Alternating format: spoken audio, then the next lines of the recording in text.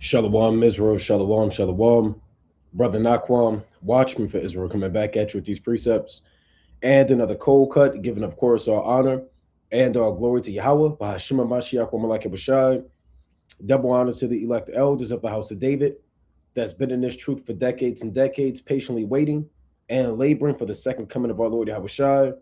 A hearty, mighty shalom to all of the mighty men of the Most High God who are out on the highways and byways, pushing this truth, magnifying the ministry, presenting their bodies as a living sacrifice, and enduring all things for the elect. Say shalom to those men. Shalom to all of the men that may not be out there, slocking on the highways and byways as of yet, but they're working on it. They're getting built up in the spirit. They're praying. They're fasting. They're studying. They're being diligent, and they're abounding in the work of the Lord. Shalom, shalom. Shalom to all of the Aquath out there, the sincere sisters that are out there zealous, diligent, and on fire, moving in the spirit of our righteous foremothers. Shalom to the ancient men. Shalom to the children. Shalom to the elect of Israel scattered abroad throughout the four corners of the earth. And shalom to everybody tuning in live. Shabbat shalom. Again, everybody tuning in live through the spirit and power of Yahweh Bashmi Abashai, Don Israel Tamid, Kyoko Ban Yumyin, Hoshaya Servant, 144K, Brother Azariah, Shalom King, Yazian David Yehuda Israel, Sweet Styles, HBK Lit, Nigel Blends, Hing, Drivers, Yvette McKellar, Dinah 144K, Benjamin Youngwolf, T Keeper, Aka Rectitude, Elder Daria Wash, Shalom, Nadia Israel, Vernon Brody, Shalom. And again, Shalom to everybody else tuning in and that will tune in, Lord willing. Sinister Occults and the Return of Baal. If you've been watching, these devils have released the files, and these elites are finished, man. These Edomites are finished. There's really all things that people thought were a conspiracy, that were a figment of people's imaginations, things that were deep, dark secrets, and things that people never thought would be happening is beginning to come to light. And it has been, revealed in time, but now the Most High has completely turned up the spirit of exposure. The spirit of exposure on these elites, these devils, these top international bankers, these top so-called celebrities, these people of world status, world renowned status rather, are now revealed. Amalek and who this devil really is and what type of secret, occultic, satanic, demonic, idolatrous customs and rituals and strange rites and ceremonies that he's involved in and has been involved in, ever since he's been around, since the Most High brought him to the land of the living. I mean, it's being brought on the forefront. You have Edomites, you have Moabites, you have, first and foremost, the sons of the Most High God. You got all the Most High got a heavy spirit on people in the last days to start bringing a lot of this stuff out, man. And these devils, their power lies in their deception and their secrecy. That's where they get a lot of the power from. So we're going to touch on, through the spirit and power of Yahweh Bashmi Shai, these sinister occults, things that are coming to light, particularly what's going on with child sacrifice, Epstein Island, the demonic work, sorcery, witchcraft, spiritual wickedness in high places, occultic work, cryptic demonology, freakism, faggotism that these devils are doing, man, child molestation, robbery, murder, rape, deception, killing, all of the things that these devils are into. It's our job to speak against it, first and foremost. So we have to do lessons like this to speak against the evils that are done in the earth, and not to turn a blind eye, right? Not to turn a blind eye or act like we don't know what's going on. It's our job to bring these things out through the spirit and power of Yahweh Bashmi Awashad, right? So this is Matthew, and again, you might see, an Alex Jones or a Redacted or whatever major so-called platform is putting stuff out there. But one thing they're not going to do is they're not going to be inspired by the Holy Spirit. And they're not going to go through the precepts to show you that what you are currently looking at and its great exposure is on the forefront, right? And it's in the Bible. And you have to go through the precepts to understand what's actually going on. It's St. Matthew chapter 10 and verse number 26. Fear them not, therefore, for there is nothing covered that. Let me make sure the screen is showing. Okay, Conslakia. Let me read this again. Matthew 10 and 26. Fear them not, therefore, for there is nothing covered that shall not be revealed, and hid that shall not be known. You see that? And this doesn't just apply to an Israelite who has done something in the dark. This applies to all of the events that you see unfolding before you. You know, a lot of these Edomites, they have done great works of secrecy, deception, dark councils, dark magic, warlocks, wizards, and to people who may not have believed that in time past, they're beginning to make posts and say, well, I'm surprised, the world is ran by, they're calling them vampires. Vampires not in the Bible, but they're saying the world is ran by blood drinking vampires. I can't believe my country is founded by warlocks and founded by pedophiles, satanic pedophiles. Well, I mean, what did you expect, man? What does Job 9 to 24 say? Does it not say the earth is given to the hand of the wicked? Do you think the wicked, the wicked has no parameters? There's not just, one little sin that makes you wicked. Just like there's not one thing that makes you righteous. So the earth being given to the hand of the wicked, that encompasses murder, pedophilia, witchcraft, child sacrifice, extortion, all types of things. And all of these things that these devils have been doing is on the forefront. You can't call anybody a conspiracy theorist anymore. That term is buried. Now you do got people still bugging out about certain things that's not in the Bible, but primarily the Illuminati, secret societies, all these things are out and it's being known because the Lord is revealing it. Matthew 10 and 27. What I tell you in darkness, that speak ye in light, and what ye hear in the ear, that preach ye upon the housetops. So we have to go into this because the Lord has showed us these particular events in the earth based off of biblical principles and precepts. Isaiah the 47th chapter, Nahum the 3rd chapter, Habakkuk the 2nd chapter, 2 Thessalonians the 2nd chapter, Psalm 64, many precepts, Ezekiel 28 that we could think of that actually speaks to what you see going on in the world. So the Lord, whatever the Most High tells us, we have to bring it out on the forefront. Whether it's a breakdown, a revelation, exhortation, warning, prophecy, we speak it in the light. Yahushua said, I spake openly to the Jews. Let me get that in John. He said, I ever taught in a synagogue. He was telling Pontius Pilate, man, you know where I was, man. Pontius, let me get this real quick. In John, right, chapter 18 and verse number 19. John 18 and 19. Or this was the high priest, rather. The high priest then asked Yahushua if his disciples and if his doctrine. Right? So he asked, well, what are you teaching? What are you out there bringing out to the people? What are you ministering to the people? That's what the high priest asked Yahushua. Now, check out what Yahushua said, man. He humiliated this guy, man. Right? Made him look like a fool. Yahushua, and this wasn't a nice response from the Lord. Yahushua answered him, I spake openly to the world.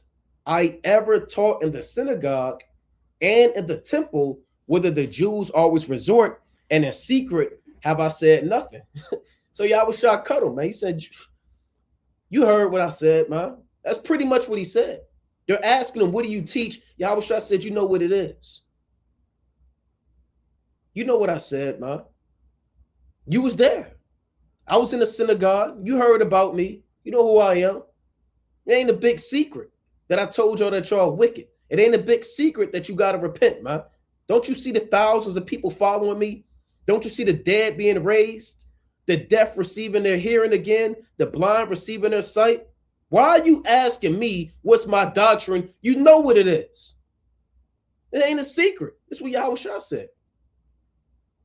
And that's how these devils are. When we get delivered up and these devils are interrogating us as if they don't know, we have the same sentiment that Yahushua had, man. You seen the videos? Are you guys the Israelites? Hey, check out the YouTube channel. See the Instagram. You seen the footage. You see the cameras. We ain't say nothing in secret. There's nothing that the men of Yahweh Shemi Yahushua have done in secret. We don't got nothing to hide.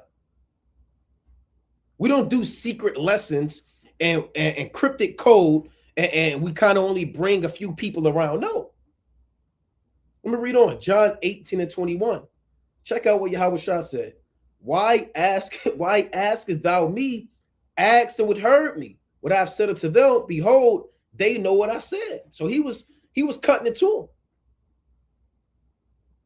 So what you asking me for, man? Why don't you go ask the people that heard me? Why don't you go talk to them 5,000 that I fed? Ask them what I taught. Why don't you go ask that man who I just healed? Why don't you go ask the 4,000? Ask them how the 5 loaves and 2 fishes tasted, man. Ask them how the healing felt. They know what I said. They know what it is. So this is not the wording. For anybody that thinks Yahushua is a so-called white man, ain't no so-called white man moving like this when he get arrested, man. This is the words of a angry, I mean, fed up, just had it up to here, so-called black man, snapping on him. What you asking me for? You know what it is. Ask the people who I healed. They know what I said. And you know Yahushua was cutting them because they got mad. John 18:22. And when he had thus spoken, one of the officers which stood by struck Yahushua with the palm of his hand, saying, answerest thou the high priest so? So he slapped Yahushua, with his hand, said, you talk to the high priest like that, man? He told Yahushua, watch your mouth. Watch your mouth when you're talking to the high priest. Then Yahushua, he said what he had to say. Yahushua answered him, if I've spoken evil, bear witness of the evil, but if well, why smartest thou me? He said, what I say wrong? Tell me what I said wrong. You telling me to watch your mouth and watch who you put your hands on, man. Everything I said is the truth. And they couldn't say nothing to him, so they bound him up and sent him to his next trial. But the point of the matter is, our ministry is a direct reflection of Yahushua's ministry. And the concept of us not concealing anything is the exact same spirit that Yahushua was in. He said, in secret, have I said nothing? Right? So we have to speak on these things. Let's go to 2 Thessalonians. Right? We have to speak on these things. So another thing to consider is the fact that all of these things going on with child sacrifice, the worship of Molech that we're going to touch into, your favorite rapper. People are mad that their favorite rapper is involved. People are reluctant to understand that their favorite celebrity is a demon. People are still having a hard time coming to grips, however they say it, that your favorite athlete is involved in illuministic sorcery and spiritual wickedness in high places. And you still got people to this very second vouching for their favorite celebrity and rapper as if they're not involved. And we've said it before and we'll say it again.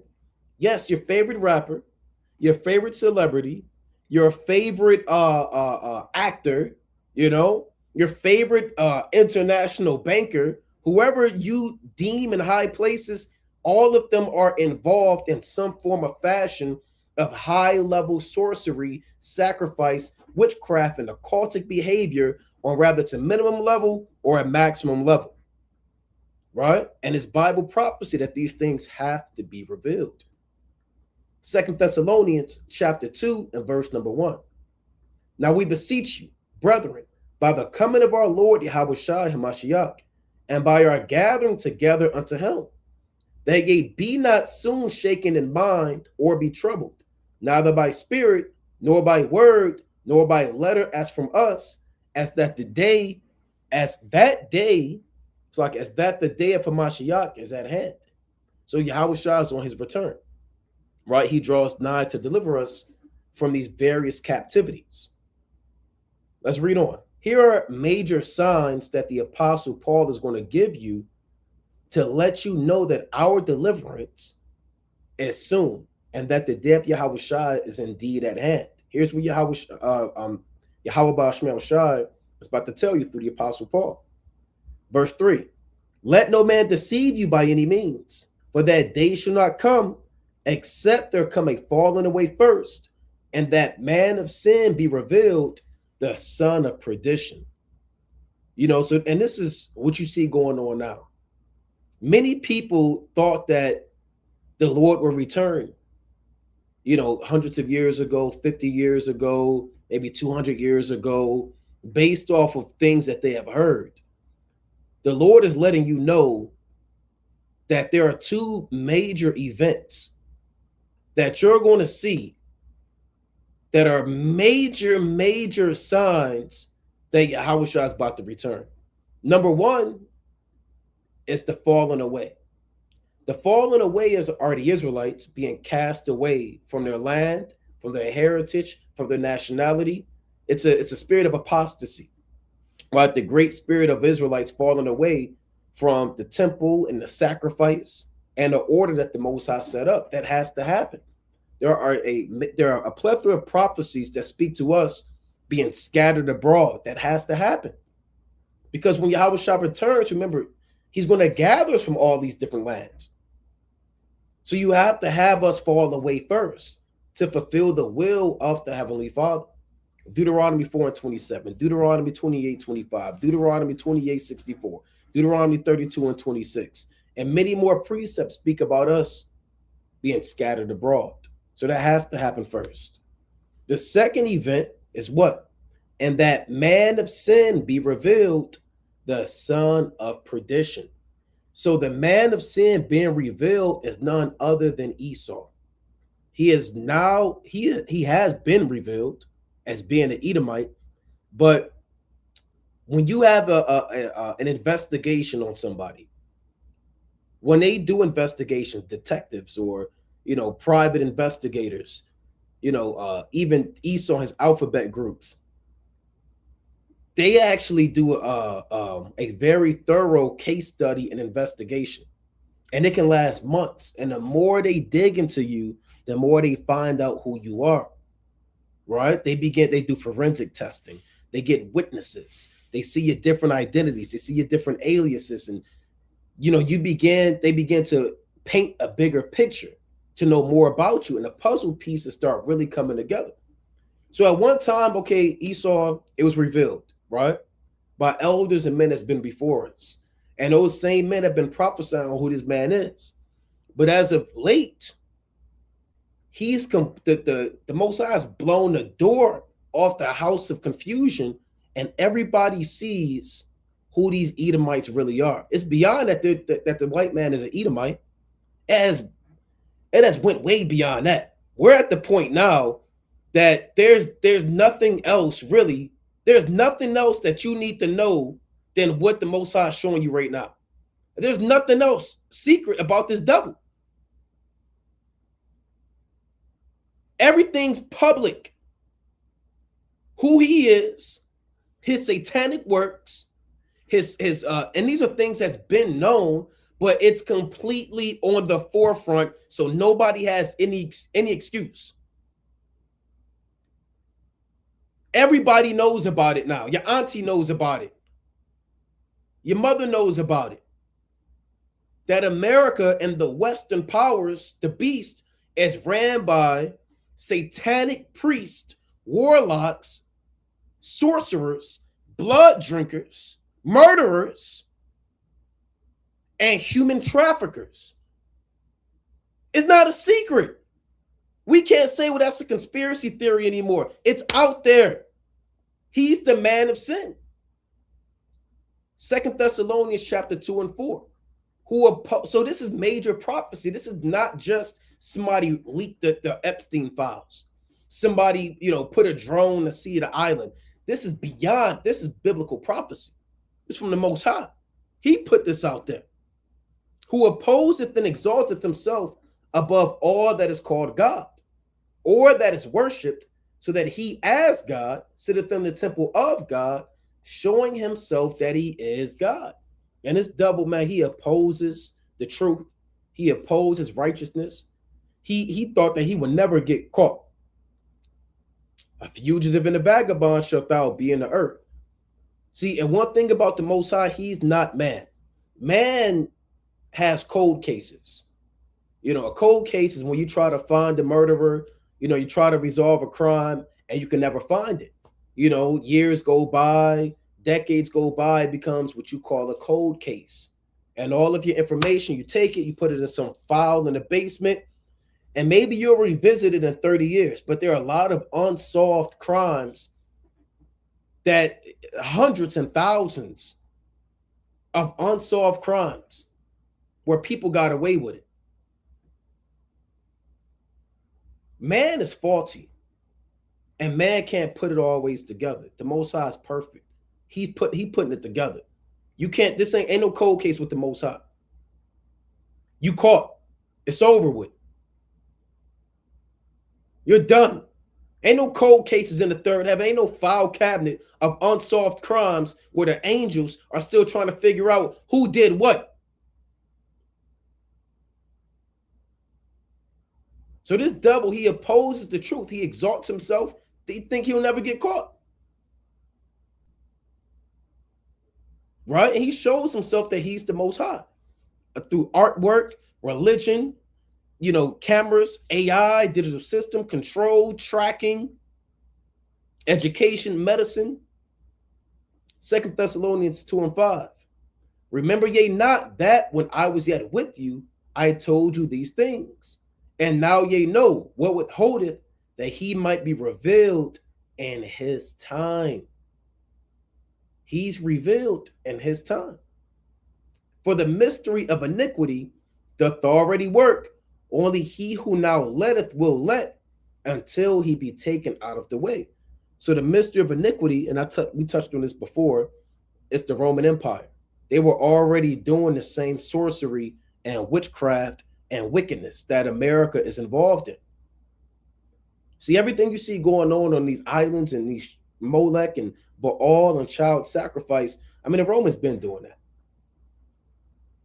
I just did a cold cut through the spirit of the Most High, his son Yahushua, called Villa Jovis, where Tiberius Caesar had his own freak-off island, Capri Island. Let me pull that back up real quick. Let me just type in wickedness, right? But you can look this up on your own, right? The disturbing sexual practices of Emperor Tiberius on Capri Island. Archaeological discoveries, I'm just giving a vague, just the first thing I see, because you can look this up on your own. But this was the Roman emperor. Archaeological discoveries on Capri revealed a terrifying system of exploitation under Emperor Tiberius, where children were subjected to unspeakable horrors and secret chambers beneath the villas. So this is nothing new. The mystery of iniquity was already working. And people are confounded that your Bill Clinton, your first black president, Bush, your favorite rapper, are all on this island. When they were doing this in Rome, Tiberius was calling all of the top guys of the time. He would bring them to Capri. What was Tiberius' behavior on Capri? So, this guy was a complete freak. While Tiberius was in Capri, rumors abounded as to what exactly he was doing there. Suetonius records the rumors of lurid tales of sexual perversity, including graphic depictions of child molestation, cruelty, and most of all, his paranoia. So I'm not going to go too deep into it, but the Roman Empire were doing it. They were doing this while Yahushua was ministering. So you got to look at the same spirit. While the apostles and Yahushua was out there doing the work, teaching Israel, prophesying. At the same time, The so-called white man was on his island freaking off with children, sacrificing them and doing all manner of wickedness. So you can't tell me that this isn't that same generation on the earth. You can't persuade me in any other fashion, because the same dynamic is in the year 2026. Because we're the ones doing the work right now. We're the ones that's the body of Yahweh Shai, prophesying and doing the ministry. And at the same time, these same freaks, these same devils are on these same islands doing the exact same thing all over again. Right? Doing the exact same thing all over again. So again, I'm not going to read the whole thing, but the mystery of iniquity doth already work due to the freakism, but this is just some form of fashion. The freakism that was going on during the reign of Tiberius. Right? During the reign of Tiberius. And this was his island, man. This was his own island of sexual perversion. His own island. Now, let me see. I don't want to spend too much time on this. We got a lot we got to get into. We got a lot we got to get into. So this guy, again, he was the leader of the Roman Empire, Tiberius Caesar. You know, you had Julius Caesar, you had Emperor Augustus, and then you had the Roman Emperor Tiberius. Okay? You read about him in Luke, the 3rd chapter. Let me get that in Luke, the 3rd chapter. About the mystery of iniquity already working. Right? Like I said, I touched on this briefly, but I'll just bring it out again for edification's sake. Luke 3:1. Now in the 15th year of the reign of Tiberius Caesar, Pontius Pilate being governor of Judea, and Herod being tetrarch of Galilee, and his brother Philip, tetrarch of Iturea, and of the region of Trachonitis, and Lysanias, the tetrarch of Albaline. So Yahweh's ministry really began in the 15th year on out of Tiberius Caesar. So around that same time, again, you had that major island going on of lust and confusion. Right? Lust and confusion. Let's see. I just want to touch on one thing. Oh, check this out. This is madness, right? This is from modernghana.com. Right? It says, and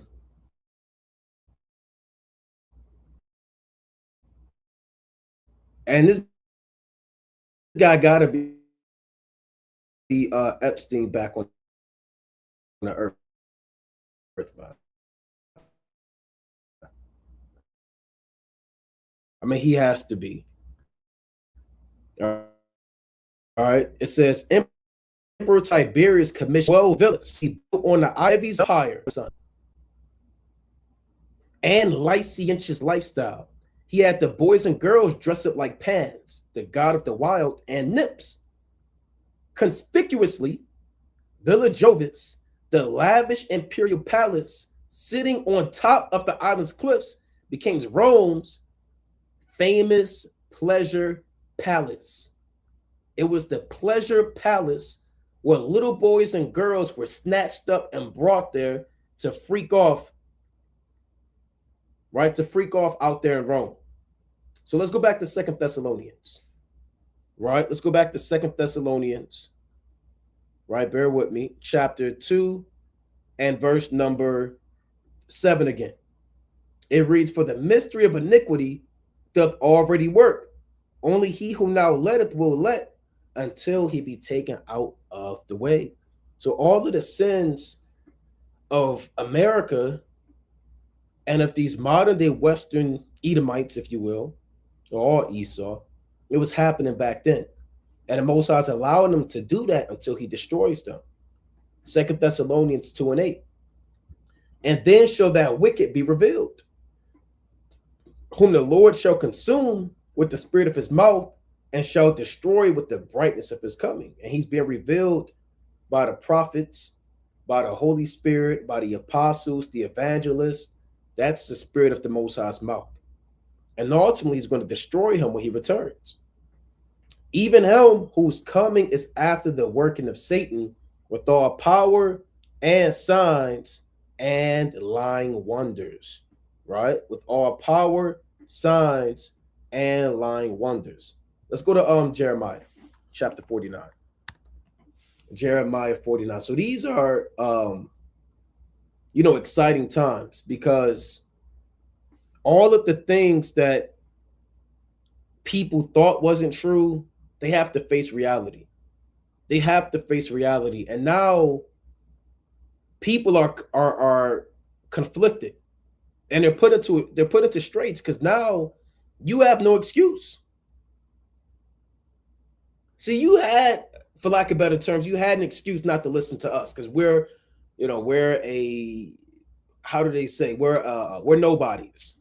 We're guys who don't have a job. This is what they say. We're guys who don't have a job. We have nothing to do. We're uneducated. This is jailhouse, biblical talk. So us going into it, I mean, you might have had a reason not to believe us, but now it's out there on the forefront. It's completely out there. So now, Jake, you have no excuse. Either you want to come back to the Most High, or you want to bow down to a satanic system. And if you bow down to the satanic system, the Most High is going to give you over to, these strange delusions. This is Jeremiah chapter 49 and verse number 10. But I have made Esau bare. I have uncovered his secret places, and he shall not be able to hide himself. His seed is spoiled, and his brethren and his neighbors, and he is not. So all of his secret places, his caves, his islands, who's involved, what were they doing? How did they get there? All of his plans, his agendas, Agenda 2030, formerly Agenda 21, New World Order, Old World Order, all of these things they tried to hide, it's out there. It's out there. They got to deal with it. Who uncovered it? The Most High uncovered it. He can't hide himself. You can't take back them files. They tried to put it out there, then delete it. Don't you know people downloaded that? I mean, as soon as it came out, they say there's more coming out. And it's probably worse than what you saw. And he's not the only one. People think that it was just, okay, this guy Epstein. And first of all, he's not 90 years old. Esau, one thing people have to realize is that the working that these elites and powers have been doing, they've been doing this for centuries. There have been many Epsteins. There have been many people of the descent of Esau and even other nations who have always been involved in the sorcery and the works that you see going on. It's only now, due to the internet and due to social media, how people are beginning to actually see it. But these things have always been happening. They've always been happening, right? Since Esau has been a person, right? Since he's been a people. This is your people's favorite president.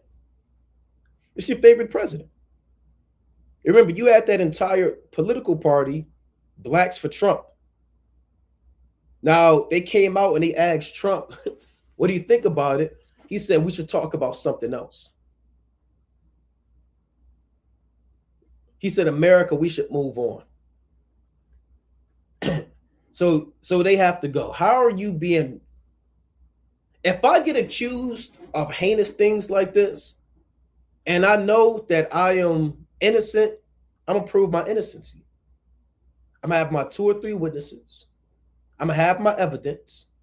I know I'm going to cry out to the Most High, and Most High willing, the Lord is with me. But one thing that I'm not going to do if I'm charged with heinous acts and sins against children and confusion, I'm not going to say, well, let's talk about something else. Right? America should move on. Why won't you defend the fact that you're not involved in this? Why won't you come out with your witnesses and say that, hey, I wasn't there? I'm not going to play this whole clip, but you see him. I mean, this is the leader of the free world. Where's all of the blacks for Trump at? I haven't heard anything from them.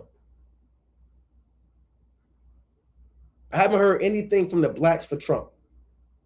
They have been, I don't know, they've been completely silent. They went AWOL. Even these Edomites, man, certain Edomites, they're quiet now. They really thought America would be brought back into a golden age. The age of just bold white supremacy. The age of just the 1950s all over again. I don't even hear a lot of them talking about this.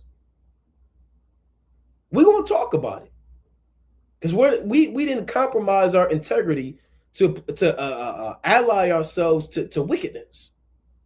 So we're not convicted in our spirit and we're not ashamed. You devils that are part of this system, yeah, you're ashamed, man. That's why you're not saying too much about it. We're not ashamed because we've always had our side with the Most High and His Son Yahweh Shah. Now, the caption is, here's Donald Trump partying with the biggest child lover in American history, Jeffrey Epstein. Is that who you want protecting your sisters and daughters? Right? So I'm going to play the clip. There's no sound, right? But I'm going to just play it. It's 22 seconds. What could they be talking about? Oh, no, they're talking about politics. They're talking about the banking industry. They're talking about sports and who's going to win the Super Bowl that year. That's what an idiot would say. We know what they're talking about. How old is she? Where'd you get her from? From Ghana or Brazil? From Chicago or LA? How'd you, how much? How much? And for how long can I get her? 3 hours, 6 hours, 9 hours. Hell of a setup, cool place. Should I get 2 or should I get 3? This is a conversation of people making a deal. These are people, this is a predator type of conversation. They're asking how much, how long, where'd you get them, how long can I have them, and are we really getting away with this?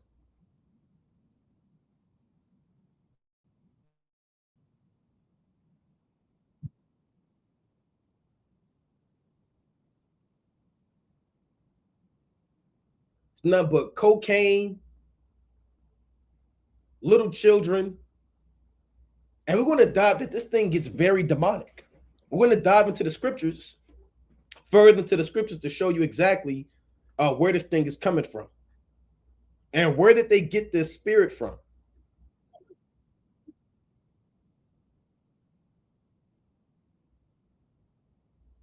And what you got to imagine the type of sick person it is to make a guy like this laugh. Because this guy, he don't want to hear nothing but wickedness. So to kind of get his rocks off. Look at this. He's the leader of the free world. He was giving out goddamn. This guy was giving out Halloween candy, man. I think he was putting it on people's head, kicking the kids in the butt, man. Giving Easter eggs out.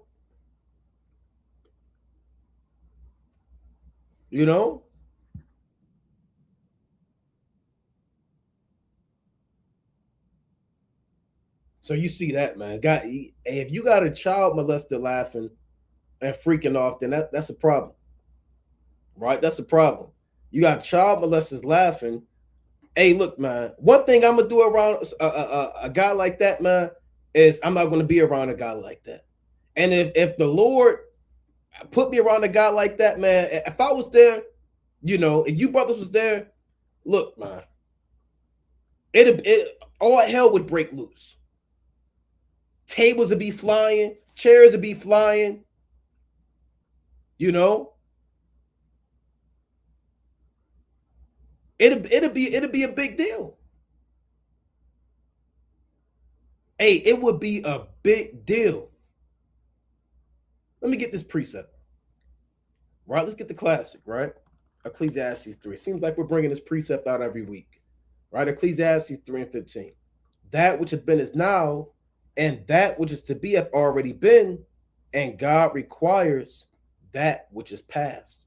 So what they're doing is nothing new. We talked about it concerning the Roman Empire, Villa Jovis, Capri Island, Tiberius Caesar. But it goes beyond that. This goes back to the worship of Baal and Molech, right? Because what they're doing is child sacrifice, right? They're taking the children from, I remember from like inner cities and throughout other parts of the world.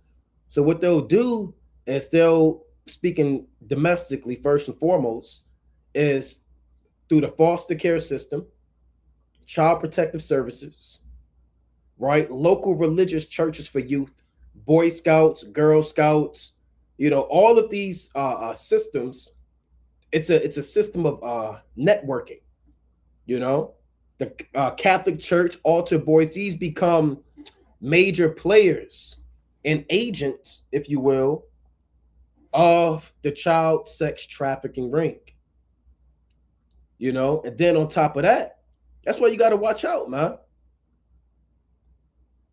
Boy Scouts, man, Girl Scouts, child protective services, foster care system. I feel bad for them young Jakes and Eves in them foster care systems. I feel really bad about them, man. They have no protector, but they have the Most High, but thy sons and thy daughters shall be given to another people, and thine eyes shall look and fail with longing for them all the day long. Salakia. We know the rest, and there should be no might in thy hand. Now, those are public institutions that people trust in. They have put a facade out there so you can trust in those systems. Planned Parenthood, for fetuses and umbilical cords and, the blood of the baby, they do that as well. Then you have institutions that are not made public. Then you have outright theft of children. Mysterious vans. I remember they had this ice cream truck that was going around. I can't remember what city it was. Don't ask me, but it was an ice cream truck going around. It was like 10 p.m., 11 p.m. And they say children was coming up missing. Every time this ice cream truck would go around, bright lights, music, it's damn 10 p.m. When I was growing up, we ain't had no ice cream truck coming at 10 p.m. Before the sun went down, wasn't no ice cream truck, man. Or right when the sun was going, they was out of there. Probably like an hour or two before sunset, they was going. You ain't hear nothing. So they had these ice cream trucks going around and kids was coming up missing. Mysterious vans that people see spray painted black, the windows with no handlebars on it. Hey, man, children coming up missing. Watch over your children. Straight up, watch over your kids, man. Don't let your kids too far out of your sight. This ain't fear mongering or nothing. This is, we all know the deal, man. We know what it is. I'm dropping my kids off at my coach's house. For what? The mighty brothers in Trinidad, Stefano, man, he put the trailer together for the cold cut, showing the simplicity of Eve, who gave her daughter over to the Edomite woman. And she couldn't find her daughter. I'm dropping my daughter off at the gymnastics coach house. They're spending the night. He's going to take her to the gymnastics program, tomorrow in Chicago. Oh, I want my daughter to be an actor. She's going to be an actress. She's going to be on Nickelodeon and Disney. She has her first photo shoot. They want me to drop her off out at the audition for the latest commercial. They told me come back in 6 hours. Watch over your children, Bob. Straight up. Oh, they're coming over to teach my daughter the piano. I'll be upstairs. You could do your piano lesson with instructor Finkelstein. Instructor Finkelstein, and you are going to play the piano downstairs. I'll be up taking a nap.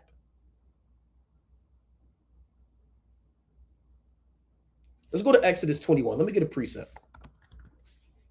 This Exodus 21 and verse 16. And he that stealeth the man and selleth him, or if he be found in his hand, he shall surely be put to death. That's the law. There are laws that condemn human trafficking. They're buying and selling of flesh and blood. You are not allowed to steal anybody or sell anybody. And if you get caught running some type of human trafficking ring, you get put to death. Now, nobody has been arrested. I haven't seen anybody in front of a judge because the judge is involved. The police are involved. These juvenile detention centers are another public, some are private institutions where a lot of children get jammed up, they get molested, they go missing. These are other institutions where police are involved, where they get paid off. Let's go to Deuteronomy 24 and 7. This is Deuteronomy chapter 24 and verse number 7. If a man be found stealing any of his brethren of the children of Israel, and maketh merchandise of him, or selleth him, then that thief shall die, and thou shalt put evil away from among you. So everybody on that list that was put out there, what should their judgment be according to the Most High God? It should be death. Not arrested. We don't need you to plead your cause. We don't need you to appear before the judge. The judgment is you get put to death for human trafficking, man stealing, and kidnapping. So all these elites, their judgment is already set, right? Their judgment is already set. Let's go to Leviticus. Actually, I want to play this. What else did I have real quick? This is let's go to this precept. Let's go to Leviticus chapter 20. Right, there's a lot we want to show. This is Leviticus. See, this says of human sacrifice and immoralities. Leviticus chapter 20 and verse 1. And the Lord spake unto Moses, saying, Again, thou shalt say to the children of Israel, whosoever he be of the children of Israel, or of the strangers that sojourn in Israel, that giveth any of his seed unto Molech, he shall surely be put to death, and the people of the land shall stone him with stones. Now, this is the law. Not only is human trafficking, kidnapping of any age condemned in the Bible, but also a lot of what they do is they give their seed unto Molech. Molech is an ancient Canaanite so-called god, of a so-called deity. And one of the main works to worship Molech was child sacrifice. It would be a huge idol that was set up 30 feet, 40 feet, however long or tall. And then it would have a chamber built inside with a fire pit burning. And this was actually happening. The Canaanites was actually doing this. The Egyptians was actually doing this. Even Israel learned these things. And they would take their children and they would give it unto Molech.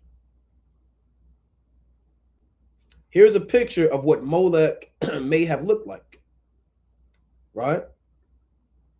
This is an act of children being sacrificed unto Molech. And this wasn't like something you did in secret. This was a public event. A lot of times, even in the Bible, when there were major festivities like the Passover of Josiah, King Solomon, for the Feast of Tabernacles, etc., there was a sacrifice made, but it was in the sight of all Israel.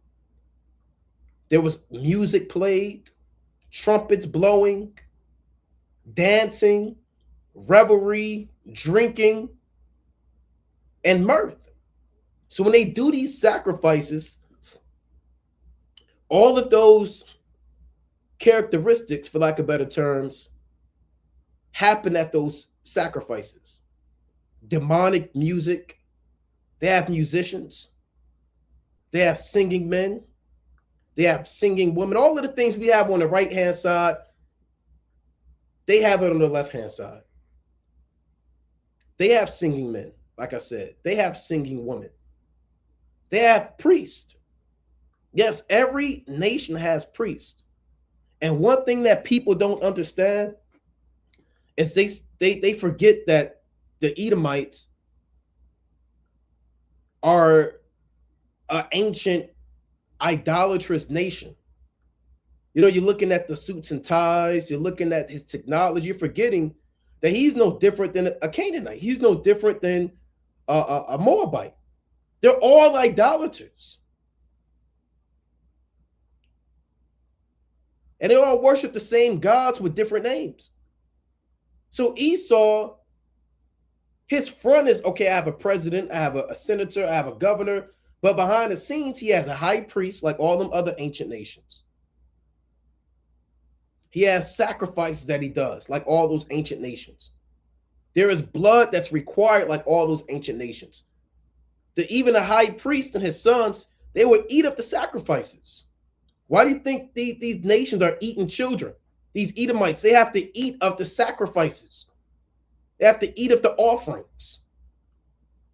And certain parts, you got to eat, you got to remove certain parts of the sacrifice, the caul with the liver and the kidneys, and they had to do all of that. They got to cut this part off, eat this part, they got to do this. So there's a lot of spiritual wickedness that these devils are doing. Look at this. They got drums playing, you know, people bowing down. They got the high priest. So Molech, it says, here's Molech in the Bible, right? Quick AI overview. In the Bible, Molech traditionally refers to a Canaanite deity associated with forbidden child sacrifice, where children were passed through fire. Though some modern scholars suggest Molech might refer to the sacrificial rite itself rather than a specific god. So they kind of went off.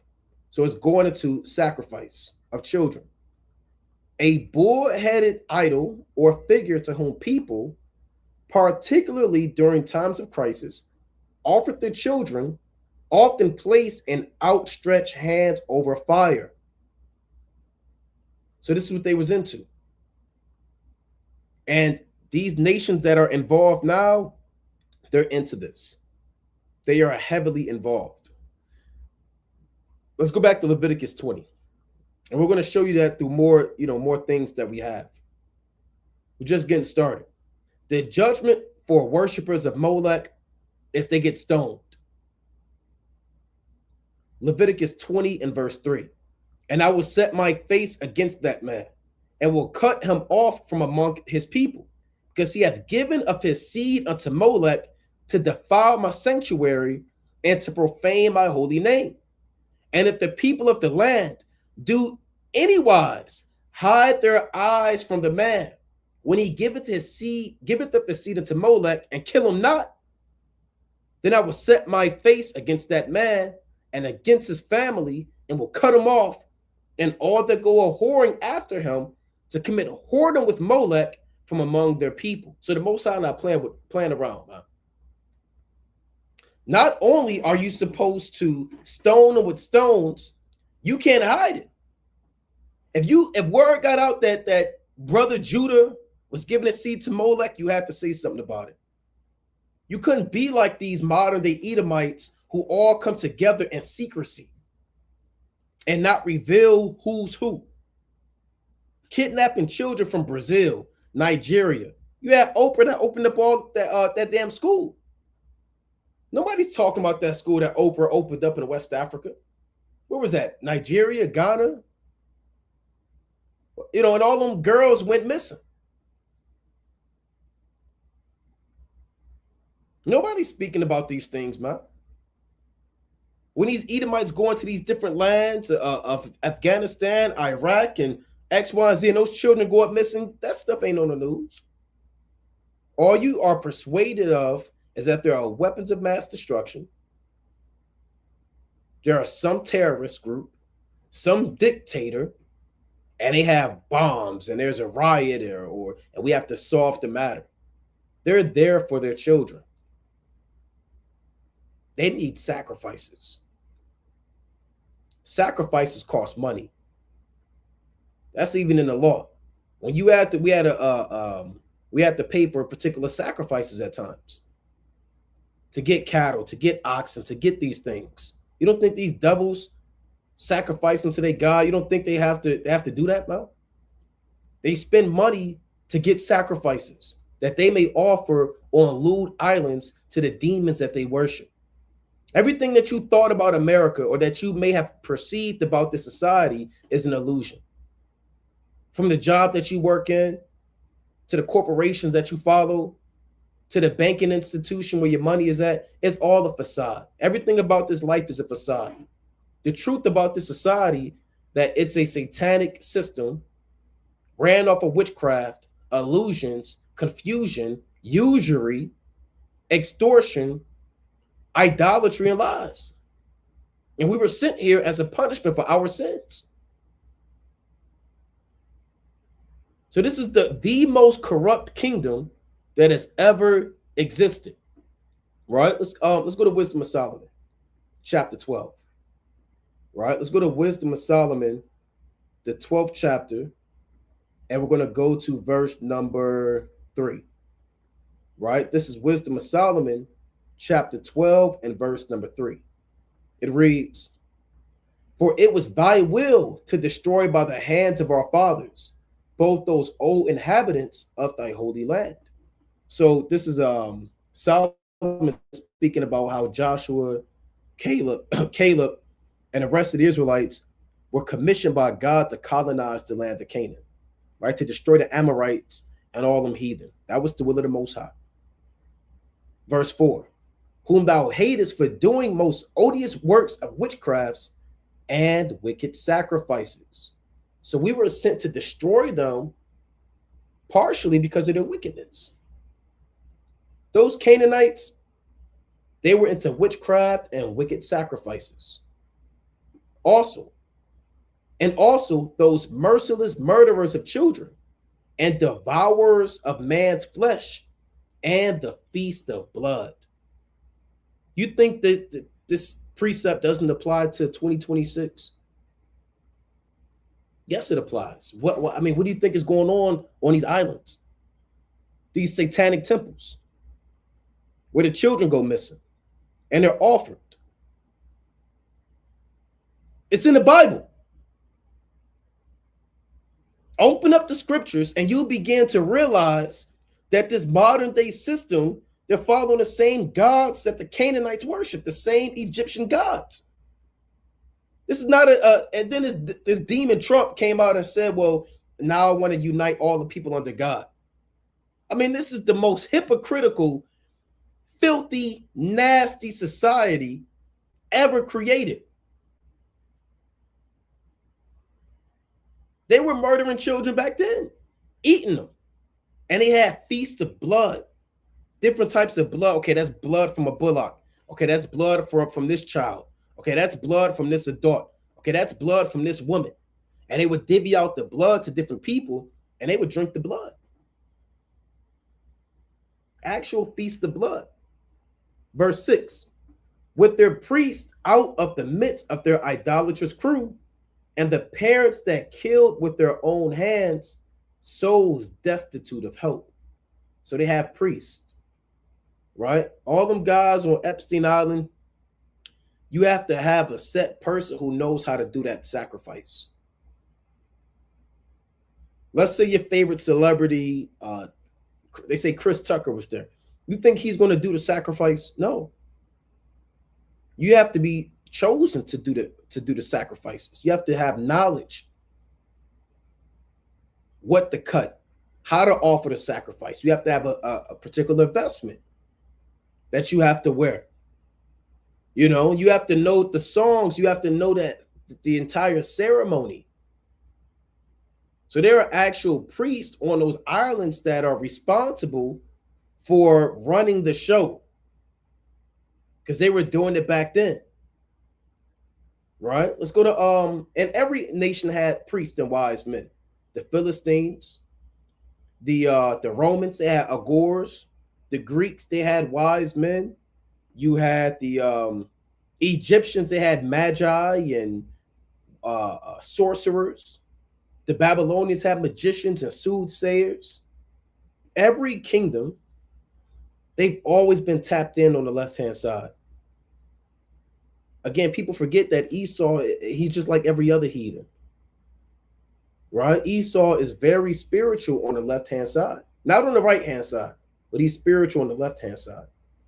Let's go to another classic, Wisdom of Solomon, chapter 14, and verse number 23. It reads, for whilst they slew their children and sacrifices, or used secret ceremonies, or made revelings of strange rites. Again, another account of children being taken from their fathers, taken from their mothers, as captives of war, man-stealers, and being involved in secret ceremonies. You have public ceremonies like your Thanksgiving parade, the lighting, the putting a star on top of the Christmas tree. They'll televise that. There are certain things that are public ceremonies, right? The crowning of the new king, the new pope being selected. Anybody can see those things. It's on TV. I mean, you know, it's free, right? And then you have ceremonies that are done in secret. And we're not invited. It ain't on Fox News. You might have the Stars HBO package. You still ain't going to be able to see it. You may have 1,000 channels and a damn Fire Stick jailbroken, and you'll still never be able to see where and how these secret ceremonies are being done. But best believe that it's happening. Strange rituals, strange revelings, these things are going on, you know, day by day and night by night. Let's go to Leviticus 18. Right? Let's go to Leviticus chapter 18 and verse number 21. It reads, and thou shalt not let any of thy seed pass through the fire to Molech, neither shalt thou profane the name of thy God. I am Yahweh. So that's the law. People were actually having children in the ancient world. I mean, and I even still have a hard time imagining how you could lay with a woman, get her pregnant. She's waiting 9 months, 10 months in the ancient world to give birth, go through all of the labor pains just to have a child. Then you offer that child to Molech. It's bugged out. It's completely demonic. And remember, a lot of these sacrifices, even in amongst us, there was a set age for the sacrifice. You know, the male lamb of the Passover, he had to be, Slakia, at least 1 year, without spot, without blemish. This applies on the left-hand side. Now, you can say, well, how do you know? I mean, Naquan, were you there? You seem to know. Hey, look, we know what happens on the left-hand side. And the only reason we know is because we know what happens on the right-hand side. For those who don't know, the left-hand side represents the side of evil. So those sacrifice, those children have to be a set age. They have to be without spot, have to be without blemish. You can't offer anybody past a set age. It can't be, 13 years old, 14, 15. They got to be this age. Okay, this has to happen. This has to happen. Has to be brought from here. And they're very particular. All religions are very particular about what their so-called God accepts. Right? So let's I want to play this as well. What else did I have? Is that what I want? Let me play this. And everything is fair use. So check this clip out. Lord willing, the audio works.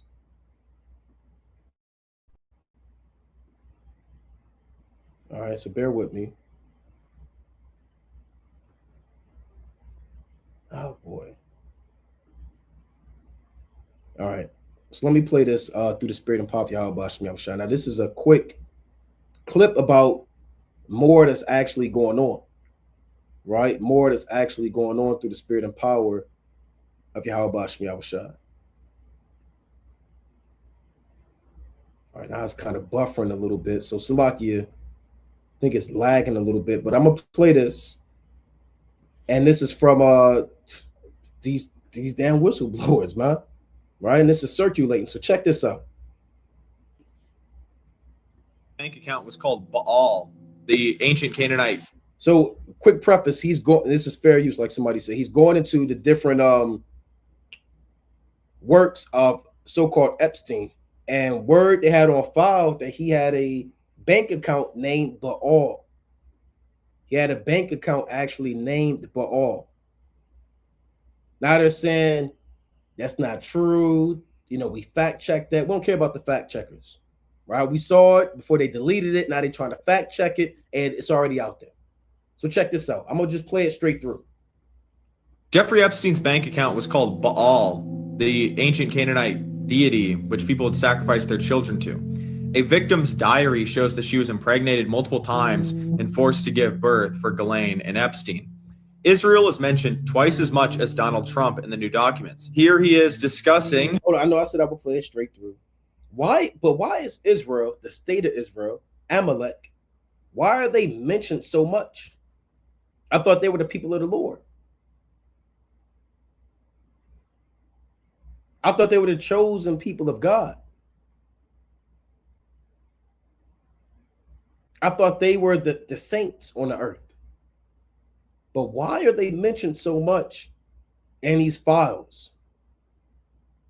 We know why. With Roger Schenck, a Jewish American academic and hedge fund worker, saying Jews create vast fortunes by manipulating markets and creating financial speculation and exploiting labor. He says, let the Goyim deal in the real world. In a discussion with the Rothschild family, Epstein says if they overthrew the Ukrainian government, there would be great opportunities. The Rothschild family paid Epstein $25 million for certain algorithms. While talking to Peggy Seigel, August 7th of 2010, she asks if an event is going to be 100% Jewish. He says, no, they'll have Goyim in abundance. But don't worry, they're... Goyim represents the heathen, right? In their eyes, we're the Goyim. In the Hebrew, that word is Gawayam, which means nations, right? Or a heathen. So to everybody outside, if you're not an Amalekite, a so-called Jew, then you would be a Goyim. And you can look in the Talmud about how they feel about the Goyim. So it's a disrespectful term. If an event is going to be 100% Jewish, he says, no, they'll have Goyim in abundance. But don't worry, they're just brilliant wasps from JP Morgan. Joshua Finkelstein, BlackRock's Larry Finkelstein's son, is accused of not having any respect for non-Jews, seeing them as not human. This is from his ex-girlfriend, Svetlana. He pressures her to have an abortion. In 2017, Epstein has a conversation talking about if you want to hire the best people, you have to hire only Jews. Only hire those who can prove they are genetically Jewish. Maria Farmer, one of the first victims to come out and name Epstein. I wasn't allowed to go get food.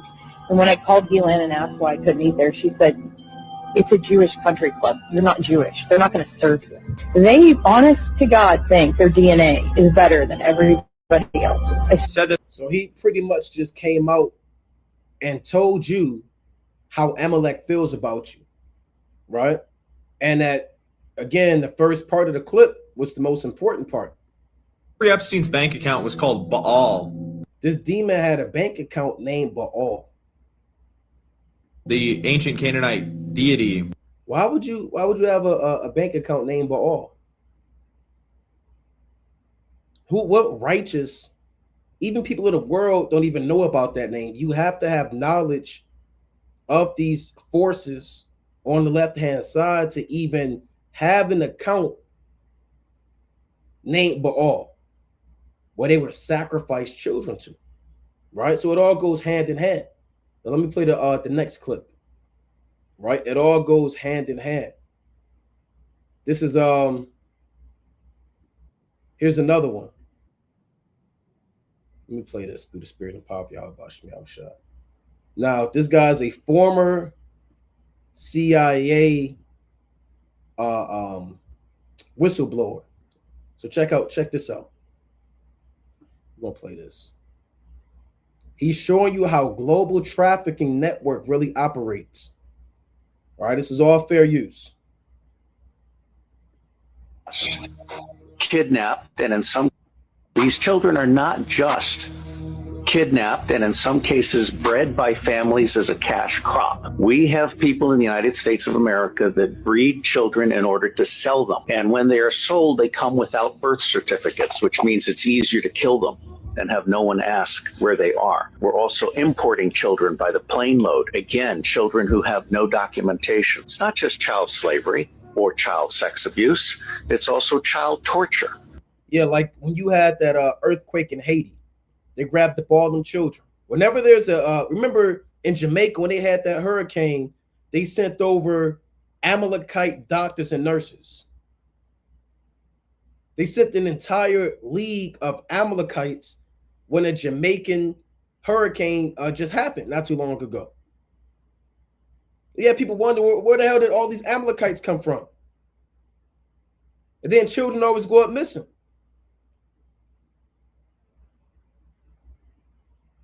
You know? Because you have adrenalized blood. You have the whole blood drinking ceremony of the satanic world. It's also the use of children for harvesting body organs. And then you have ritual ceremonies and ritual murder, as well as incidental murder. So you don't have to believe me, it's in the Bible. And these devils are saying the same thing. Listen to it again. Adrenalized blood. You have the whole blood drinking ceremony of the satanic world. It's also the use of children for harvesting body organs. And then you have ritual ceremonies and ritual murder, as well as incidental murder. Most organizations that end up being used to prey on children, Oxfam is a recent example. All of the United Nations organizations, the Boy Scouts of America, all of the child services agencies across the United States of America, they did not start out as organizations to prey on children, but they attract and ultimately end up rising in the ranks and controlling those organizations, so that an organization that initially started out in the service of children becomes an organization that is in fact hunting children. So they came out and said it. Right? They came out and said it. The secret ceremonies, the sorcery, the witchcraft, the idolatry, the confusion. They came out and put it on the forefront, man. And like I said, the most important thing is found in the Bible. The worship of these idols and the worship of these so-called gods. And again, Amalek, he's always been into this, man. This is not anything new. He's always been into these sacrifices. He's always been known for taking children. He's always been known for freaking off. Right? Let's go to the book of, let's get this in Baruch, the 6th chapter, aka letter Jeremiah. Right? So let me get this. And Baruch, the 6th chapter. This is kind of going slow. So Salakia. All right, here we have it. All right, this is Baruch. Well, letter Jeremiah, right? We'll do that. Letter Jeremiah, Salakia. And we'll read verse 28. This is letter Jeremiah, verse 28 in the Apocrypha, right? It reads, as for the things that are sacrificed unto them, their priests sell and abuse. And he's talking about the idols that they would see in Babylon. It's a warning not to be fearful or worship the gods that you're going to see in his Babylonian captivity. The Lord has given them insight. And he said, as for the things that are sacrificed unto them, their priests sell and abuse. It's like, and this applies to these modern day gods, man. Modern day sacrifice of children, etc. They sell them, they abuse them, they do whatever they want to do. In like manner, their wives lay a part thereof and sought. Because you had entire couples that would go to this island. Bill and Hillary, right? Trump and his woman. Men and women would go to these sacrifices. And they would do their heart's desire. And thanks be to the Most High that he's a just power, a just God. And the Most High loves righteousness. So all these things are being brought out. Right? And you got to praise the Most High for bringing all this out, man. I mean, the Most High already kind of let us know what was going on. But like I said, it's never been so exposed at the level that it is now. So yeah, wicked priests and men doing it, and their wives would be involved, preserving the sacrifices and getting involved. But unto the poor and impotent, they give nothing of it. Menstruous women and women in childbed eat their sacrifices. By these things ye may know that they are no gods, fear them not. For how can they be called gods? Because women set meat before the gods of silver, gold, and wood. And the priests sit in their temples, having their clothes rent, and their heads and beards shaven, and nothing upon their heads. They roar and cry before their gods, as men do at the feast when one is dead. So these priests are not Levitical priests that we're reading about. These are demonic priests. Like I said before, every nation has priests. Stop thinking that the so-called white man's only religion is Christianity. He's just a Christian or a Roman Catholic. That's what he gave the people as a facade. And to rock the Israelites to sleep. That's his front religion. His true religion is what you're seeing going on. What these global elites and the powers that be, that's what he really worships. Outside of the forces and the wealth and gold. People thought, the white man is just a Christian. You're finding out he's not a Christian. You think he really believes in white Jesus, man? You think these global elites and the Rothschilds and the Rockefellers and the DuPonts, you think they believe in Jesus Christ? You think they're praying to God? No. They serve Satan.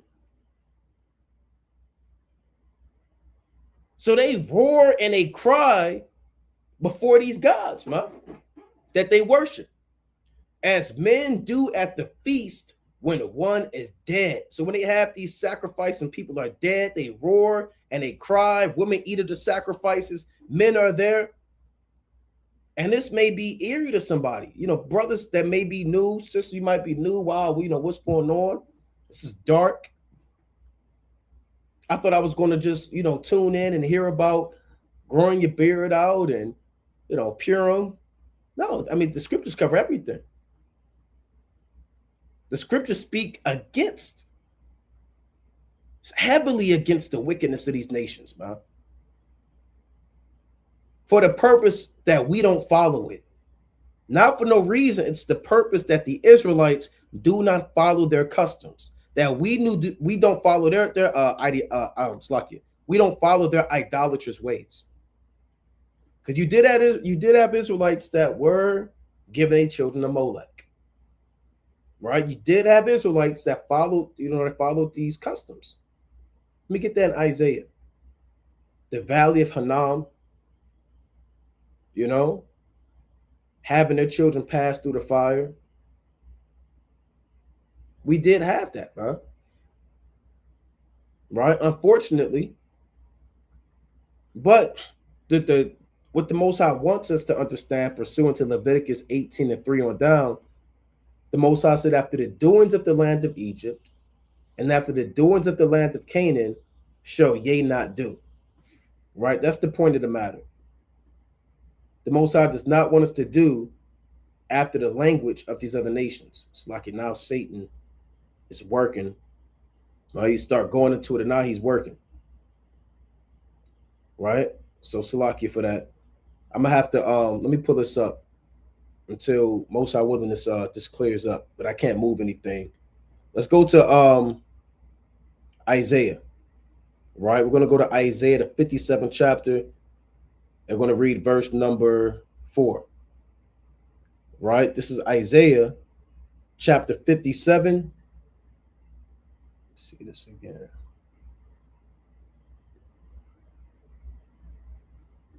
All right, you see that? Isaiah chapter 57 and verse 4. Against whom do ye sport yourselves? Against whom do ye make a wide mouth and draw out the tongue? Are ye not children of transgression, a seed of falsehood? So the Most High said, you're mocking the prophets, you're mocking me. Don't you know that y'all are wicked and that your works are full of confusion? Verse 5, Isaiah 57 and 5. Inflaming yourselves with idols under every green tree, slaying the children in the valleys, under the cliffs of the rocks. And Israelites was doing that. That's the dark part of what we were involved in. Our forefathers were so off. Our foremothers were so wicked. They were slaying their children and giving them over to these strange gods. I mean, even Jake do that now. You abort your child. You give your child up to the so-called white man for adoption. I mean, you might as well give your child up to Molech. A lot of people feel like they can't handle their children. I have so many children. I'm so young. I can't take care of them. I don't have enough finances. Let me give them over to the foster care system, which is the worst decision that you can ever make. You're giving your children up to these gods. Oh, I'm too young. I'm only 23, 22. I'm trying to finish my bachelor's, get my master's. I can't afford a child right now. Let me go to the Planned Parenthood and give my child up to these strange gods and get an abortion. These are the things that Jake and Eve does. Now, you may not physically have an idol of Molech in your house, right? You may not physically have a statue in your house, but, that's what you're doing. That's what you're doing. It's just done in another fashion, and it's given to our people in a way where we don't think it's wicked. So-called white man say, hey, look, you can't take care of all them children, man. You have so much going for you. You don't want to ruin your body.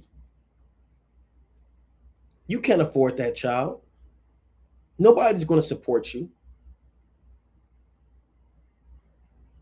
You have goals, and this is just a mistake. This was an accident. You accidentally got pregnant. Right?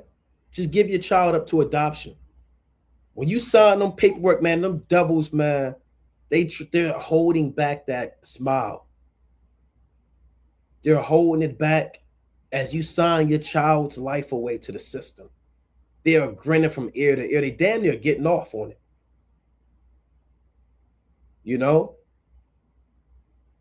They're thinking about, oh my God, we got a free one. What can we do with this one? This is top dollar.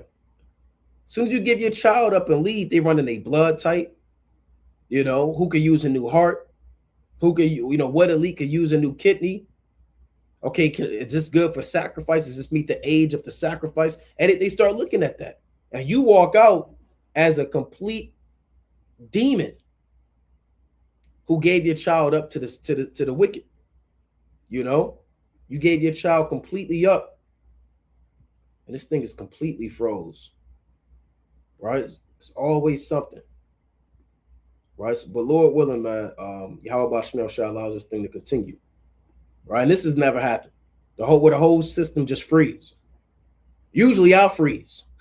You know, Satan said, well, we're going to switch it up this Shabbat lesson. We're just going to freeze everything else. We're going to kind of let you, so most I willing, this thing kind of opens back up, and I can share the other links and accounts that I wanted to go into that tied into the lesson. Right? But I damn near would have to shut it down or open it back up and all hell will break loose. So, Lord willing, I'll give it some time, and most I willing, I can show what I would like to show. But I read Isaiah chapter 57 and 4 and 5 to show that even our forefathers and foremothers at one time, they were involved in that. Let's go to Tobit, right? Let's go to Tobit chapter 1. This is Tobit chapter 1 and verse number 5, right? It reads, now all the tribes which together revolted, and the house of my father Naphtali sacrificed unto the heifer Baal. So Molech and Baal are similar in the fact that they are both idols made from the resemblance of a bull, which represents strength and power. Molech is more into child sacrifice. Baal is also child sacrifice. Sometimes they're interchangeable, but Baal is just another deity of sacrifice of children, fertility, the weather, and other things. So I'm going to read this again, Tobit chapter 1 and 5. Now all the tribes which were together revolted, and the house of my father Naphtali sacrificed unto the heifer Baal. So when the kingdom was split, remember you had Jeroboam who ruled the northern kingdom, and you had Rehoboam, the son of Solomon, who ruled the southern kingdom. Jeroboam, what he did was he set up 2 golden calves, right? I believe one in Dan and one in Bethel, which was a snare unto the northern kingdom, right? The so-called 10 tribes, Naphtali, Asher, Zebulun, Issachar, Reuben, Manasseh, or half the tribe of Manasseh, etc.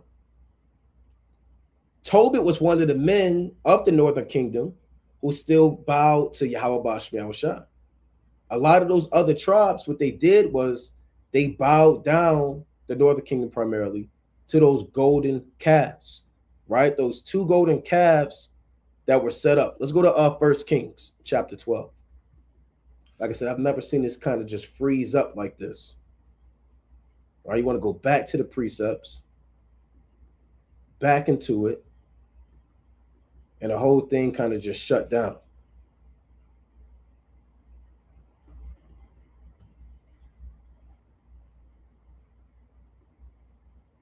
Right? So bear with me. Let me see if I can get this going, Lord willing.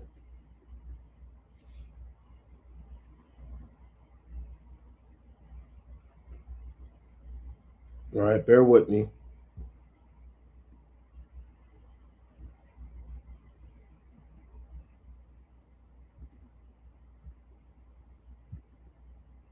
The whole thing just freeze on you.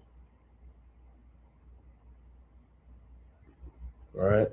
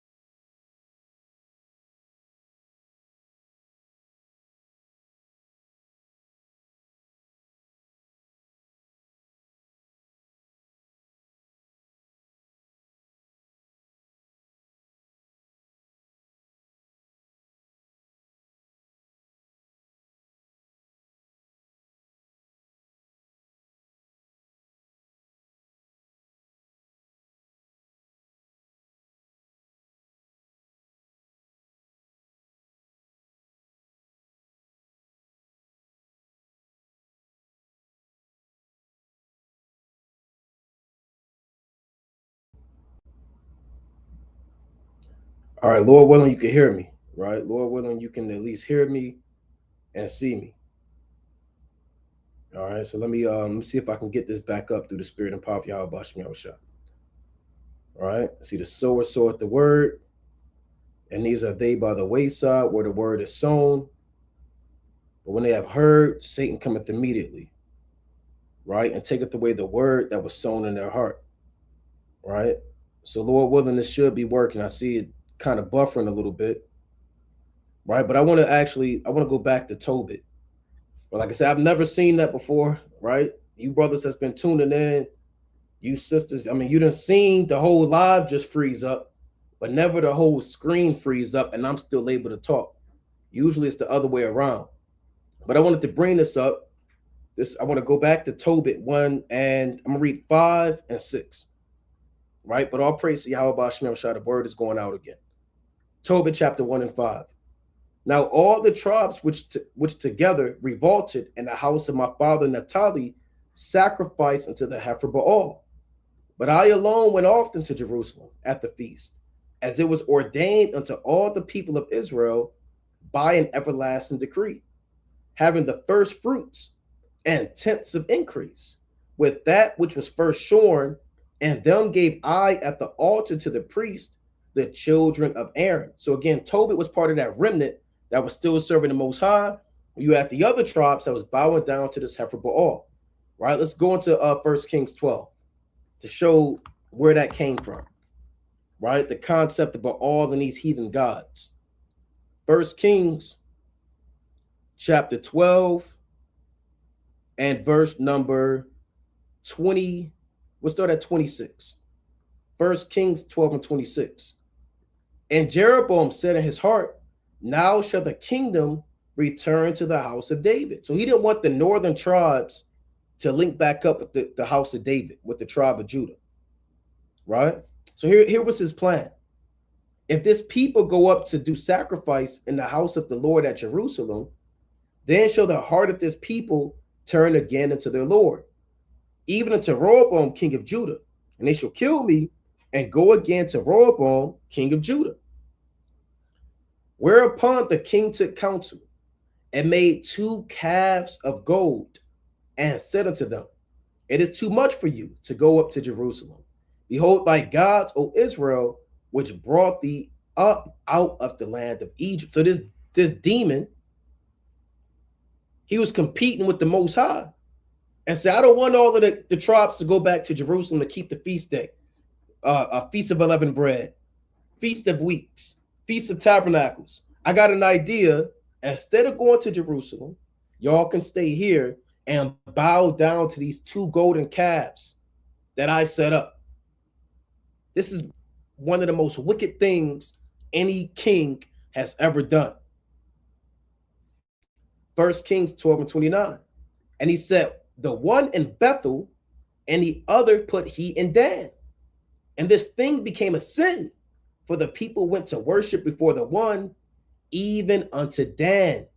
So instead of going to Jerusalem, it was going to all these 2 heathen gods, bringing sacrifices and having feast and complete confusion. 1 Kings 12 and 31. And he made in a house of high places, and made priests of the lowest of the people, which were not of the sons of Levi. Because remember, what any God that you set up, you have to have somebody that's the mediator to show those people how to serve that God, to let them know here's what sacrifices you need, here's what day you have to come, here's how you're supposed to dress, here's what you're supposed to do. So he would take priests, regular old Israelites from different tribes of the northern kingdom, and he made those guys priests to serve Baal. Right? Now, why would he say, these be thy gods which brought thee up out of the land of Egypt? Because that's something that Aaron said. Right? Aaron actually said that in Exodus, the 32nd chapter. Right? He's the one that built the original golden calf. This Exodus chapter 32 and verse 1. And when the people saw that Moses delayed to come down out of the mount, the people gathered themselves together unto Aaron and said unto him, Up, make us gods which shall go before us. For as for this Moses, the man that brought us up out of the land of Egypt, we wot not what has become of him. So they said, look, man, we can't keep waiting on Moses. They looked at not that they had a watch, but they looked up at the sun and the moon and the stars. And like, well, I can't wait, man, on Moses and the Lord. They're taking too long to tell us what to do. Let's make gods so they can give us guidance. This is madness. And if we was there, this would be a complete civil war, because we're not going to bow down to these gods. A lot of Israelites, you get impatient, and the Lord doesn't answer you when you think he should answer you. Maybe for a job or for a situation or for a sickness or whatever you're dealing with. And instead of being patient and waiting on the Most High to deal with you on his time, you do what our fathers did and you start seeking other gods instead of waiting on the Most High. And then you fall into diverse sins because you lack patience. It's okay to have patience, to wait on the Most High. The Lord is going to answer you on his time. It's not as if he don't hear you. The Most High is proving you.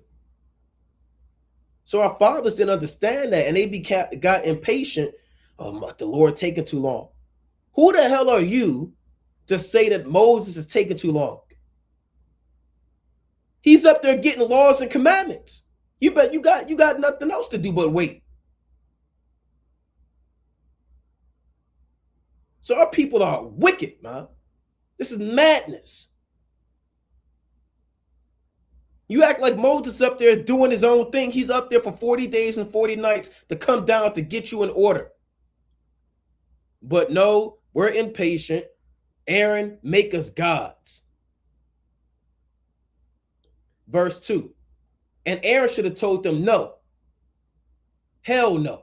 Absolutely not. Y'all going to wait on the Most High, or y'all going to have to kill me. But what did Aaron do? I mean, he does what our people do all the time.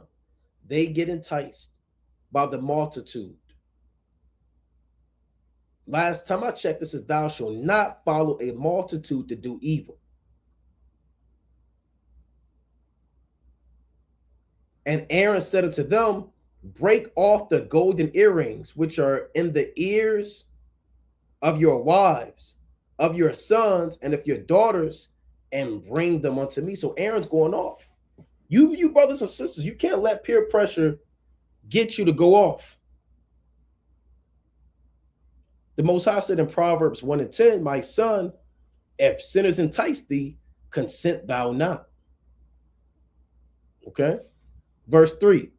And all the people break off the golden earrings which were in their ears, and brought them unto Aaron. And he received them at their hand, and fashioned it with a graving tool, after he had made it a molten calf. And they said, these be thy gods, O Israel, which brought thee up out of the land of Egypt. Now, why would Aaron make a golden calf? Where did he get that from? He could have made anything. But Aaron made a calf because he knew about the golden calf. Remember, they were in Egypt and slavery. You don't think they saw these gods, so-called gods, Anubis and the Sphinx and these things of idols in Egypt? So two things. One, this shows that our fathers, even though they left Egypt, they still had Egypt in their mind. They say that even today. You can take a man out of prison, but you can't take the prison out of his mind. You can take a man out the ghetto, but you can't take the ghetto out of him. So you could take a people out of Egypt, but Egypt is still leaving through the Red Sea with them, because it's still in their mind. They haven't forsaken the gods that they were familiar with. Now, believe it or not, a lot was going on in ancient Egypt. Our forefathers, a lot of them were actually serving Baal while they were in Egypt. They weren't just looking at it. A lot of Israelites was actually serving these Egyptian gods. How do you know that? Right? You got to prove it. Let's go to let's get a few precepts. Let's go to Joshua 24. Let's get this first. This is Joshua chapter 24 and verse number 14. Now therefore fear the Lord and serve him in sincerity and in truth, and put away the gods which your fathers served on the other side of the flood and in Egypt, and serve ye the Lord. So Joshua knew that our fathers were serving other gods. Men like Terah, which is Abraham's father, right? And other men, they were serving other gods, and they were also gods that our fathers were serving in Egypt. A lot of people think Israel was just in Egypt, just sitting around. A lot of them Israelites was freaking off. That's why they wanted to go back into Egypt. That's how they knew about the golden calf. They could shape it and they could make it. They say, make us gods. Aaron said, I'll make you a god. I'm going to make you, what y'all used to serve in Egypt. So I'm going to read this again. This is Joshua 24 and 14. Now, therefore, fear the Lord and serve him in sincerity and in truth, and put away the gods which your father served on the other side of the flood, right? Meaning on the other side of the Jordan, right? Back in Ur the Chaldees and Mesopotamia, right? And in Egypt, and serve ye the Lord, right? And serve ye the Lord. Let's go to Ezekiel chapter 20. Let's get another precept. Just like now, our people are still, cleaving to heathen ideologies, even in the truth. This is Ezekiel chapter 20 and verse number 5. And saying to them, thus saith the Lord God, in the day when I chose Israel, and lifted up mine hand unto the seed of the house of Jacob, and made myself known unto them in the land of Egypt, when I lifted up mine hand unto them, saying, I am Yahweh your God. So this links up with Joshua, the 24th chapter. The Lord is using Ezekiel to take us back in time, for lack of better terms, about what was really happening in Egypt. Joshua already kind of let us know and said, hey, we were bowing down to these gods. Ezekiel's about to kind of go a little bit further into it. So let's read on. Ezekiel chapter 20 and 6. And the day that I lifted up mine hand unto them, to bring them forth of the land of Egypt unto a land that I had espied for them, flowing with milk and honey, which is the glory of all lands. Then said I unto them, cast ye away every man the abomination of his eyes, and defile not yourselves with the idols of Egypt. I am Yahweh your God. So the Lord told us that. In captivity. In Egypt. Cast away those idols. Wherever captivity we in, we begin to serve those other gods. Joshua said, when y'all go into this land, it's time to cast these gods out. These golden calves that you worship in, these idols, cast it out. Let's read on. But they rebelled against me and would not hearken unto me. They did not every man cast away the abominations of their eyes. Neither did they forsake the idols of Egypt. Then I said, I will pour out my fury upon them to accomplish my anger against them in the midst of the land of Egypt. So there was a lot going on in Egypt, huh? Prolonging our slavery, our captivity, because we would not put away those gods. So it was an easy thing for Aaron to make the people a golden calf because they were already into that spirit. That's why they were murmuring. They never really believed in the Most High, man. By the time they even got to the Red Sea before it was split, they start complaining. Let's read on. So there was a lot going on during that time prior to the Exodus. You had a lot of idolatry going on. Verse 9. But I wrought for my name's sake, that it should not be polluted before the heathen, among whom they were, in whose sight I made myself known unto them, in bringing them forth out of the land of Egypt. Wherefore I caused them to go forth out of the land of Egypt, and brought them into the wilderness. So the Most High said, I tried to tell you, put away those gods that you were serving in Egypt, but all the golden calves, you're not going to listen. So I got to take you out of Egypt and make you serve me. I have to take you out because you're not going to put these other gods out of your sight in Egypt. So I got to pour my fury upon you. You're going to stay in captivity. Then it got to the point where the Most High, the iniquity of the Amorites was full. The Lord put the spirit of Moses and said, okay, we got to bring them up out of here, man. Because they will not serve me in Egypt. They're not going to follow me. They're going to continually bow down to whatever they want to bow down to. I'm going to pour my fury upon them. And then I got to take them out. I got to get them up out of here, man. Because the longer they stay in Egypt, the longer they're going to keep serving these gods. Now, you don't read a lot about this in the first 12 chapters of Exodus, but through thy precepts, I get understanding. Therefore, I hate every false way. So that's why Joshua said what he said. Let me go back to what Joshua said. They link back directly up. Right? Joshua 24:14. Now, therefore, fear the Lord and serve him in sincerity and in truth, and put away the gods which your fathers served on the other side of the flood and in Egypt, and serve ye the Lord. Right? So Baal was being worshipped in ancient Egypt. That's why Aaron built that golden calf, because again, our people were familiar with that in time past. They were familiar with that. It was all in their mind. Right? Let's go to Romans, the first chapter. So it's not just what these devils are doing. Our fathers were doing that. You know, this is and it's a lesson learned for us in this knowledge, because when the Most High delivers you from your sins, he delivers you from whatever demons that had a stronghold on you. You have to completely let those things go. You can't be like our fathers who still had it in their mind. Yes, they were physically free, but they were enslaved in their mind by those demons. You come into the knowledge of the Most High, you got to completely put that away. You can't have fringes on, but still Christianity in your mind, where all of the nations are going to be saved.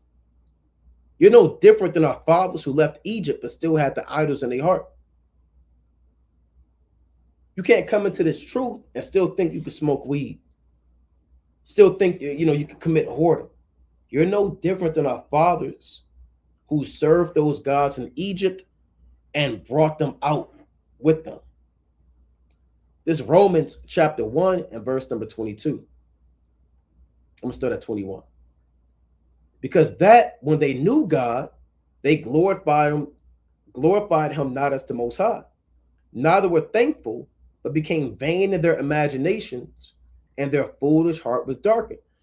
Right? So people want to serve the Most High according to their own imagination. I think the Most High is a cow. Or I'm going to serve the Most High like a four-leaf clover. Or I'm going to serve the Most High like a rabbit's foot.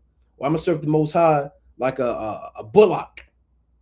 People serve the Lord in their own glory.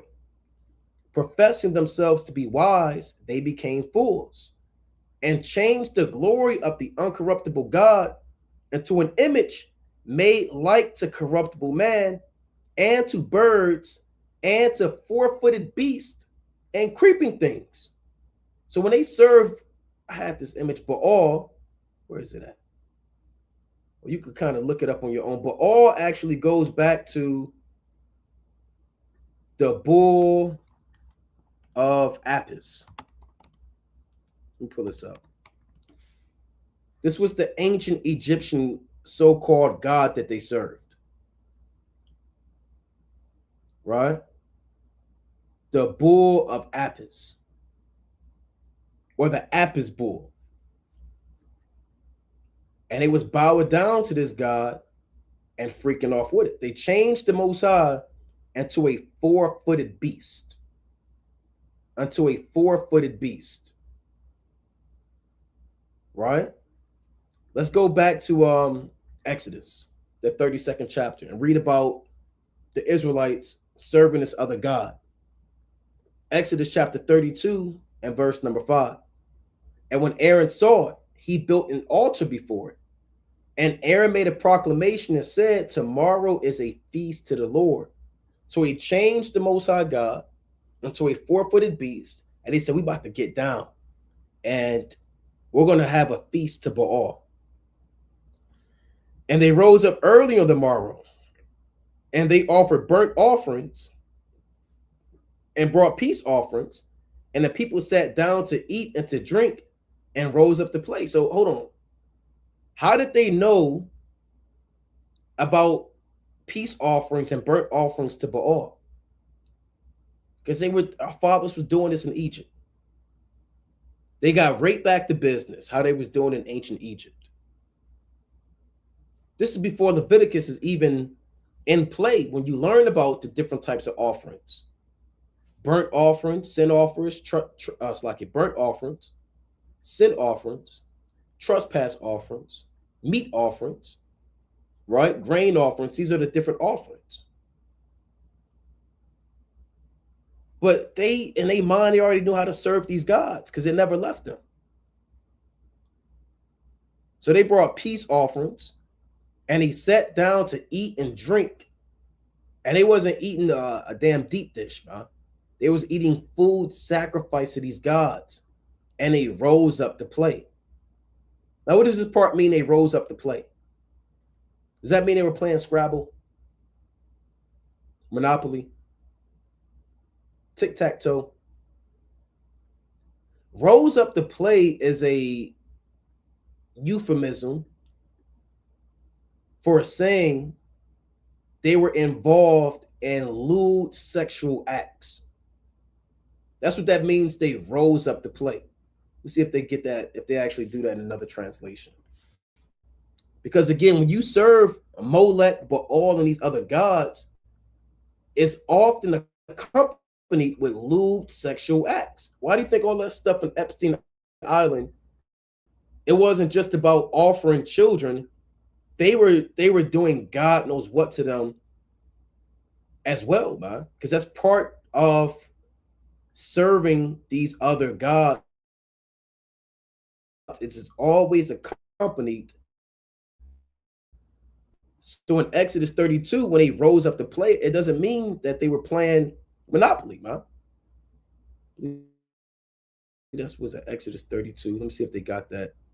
If they actually break it down in another translation, right? If not, then we could kind of go deeper into it because I want to actually prove that.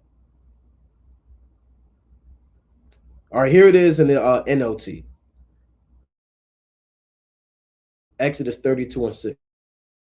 The people got up early the next morning to sacrifice burnt offerings, with feasting and drinking, and they includes lewd sexual acts.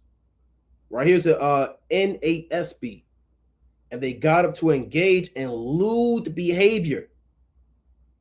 Lewd behavior. Right? So they was freaking off. Now check this out.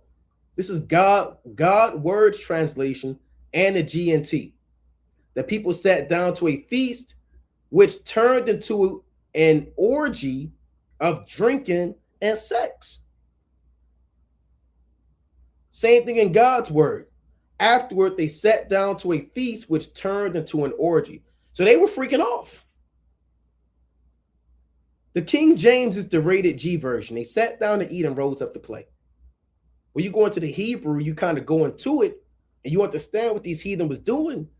They was freaking off. A lot of that stuff that was going on in those islands, those lewd sexual orgy acts, it was done just not out of pleasure for those men. It was done as a means of venerating their God. how to please your God, we have to deal with these children. We have to deal with one another.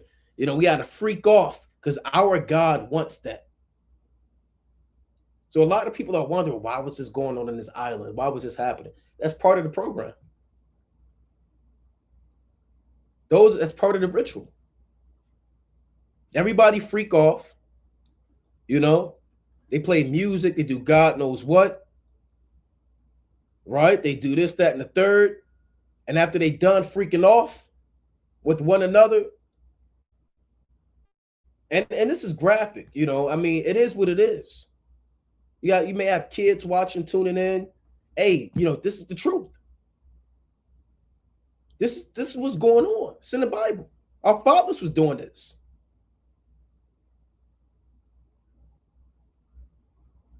Remember, even in Numbers, let's get this account real quick. In Numbers 25. That's like sexual magic, they call it. It's like a thing, man, for these heathen. You eat of their gods, you have lewd sexual acts, you drink the meat offering, and you become attached to that so-called God. Here's another precept, Numbers 25:1. And Israel abode in Shittim, and the people began to commit whoredom with the daughters of Moab. And they called the people unto the sacrifices of their gods, and the people did eat and bowed down to their gods. So this was an act. They had whoredom, and it was accompanied with feasting, eating, and drinking, and idolatry. Why do you think even when they celebrated Christmas, they had to ban Christmas due to all the lewd sexual acts that was going on? You know, Christmas was actually banned because of these things. So these are the works that are done in darkness, right? These sacrifices and these lewd acts. Now this is let me play this real quick or show this as well. So all those lewd acts and the tortures and the child trafficking, all that Amalek does, they've been doing that. And we've covered this before. We did a cold cut maybe a few months ago called Pogroms, right? Which is persecution against Amalekites. Now, this is from encyclopedia.org, right? Now check this out. Because all those guys on that island predominantly were Amalekites. They were mostly all Amalekites that were on Epstein's island doing sacrifices to children being sacrificed and lewd acts. Those things are not new. So I'm going to read this quick part of this article right here. It reads, the motive of the Jewish need for Christian blood spread throughout the Middle Ages. It was combined with allegations of well poisoning by Jews during the time of the Black Death in the middle of the 14th century. So they said the Black Plague was caused by Amalek, right? That's what they said. Amalek denies it. I don't know, but I believe it. I believe they did that, right? I don't put it past them. It says by the 15th century, the motive was commonplace throughout Western and Central Europe. It often gave rise to legends around miracles performed by the alleged victims of the blood libels. So a blood libel is a blood sacrifice that Amalek was doing, even in the Middle Ages, where they would take children and drain and drink their blood and offer these children up to Satan. They were doing this, man. I mean, we read about it all throughout the Bible. Lewd sexual acts, child sacrifice, rising up to eat. In 1475, a two-year-old boy named Simon disappeared from the city of Trent in Italy around the time of Easter, right? His father alleged that he had been kidnapped and murdered by the local Amalekite community in order to make matzah for Passover. So they were kidnapping children and doing this way back then.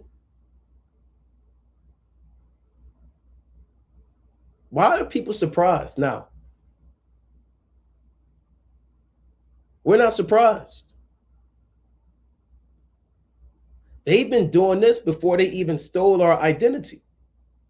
They've been doing this as the Khazarian Empire, way back when. The entire Jewish community was arrested and forced to confess under torture before they were sentenced to death. So there was a boy called Simon of Trent. Right? Let me pull that up. Simon of Trent. So they're wondering where all these children go missing on these islands. They've been doing this, man. They've been taking children and doing all types of sorcery and madness to them. You see that? And they have actual pictures about this, paintings. You may not believe it, but even to this day, when Amalek, the Jewish man, when he circumcised his children, he puts his mouth on the blood of the circumcised child and drinks their blood.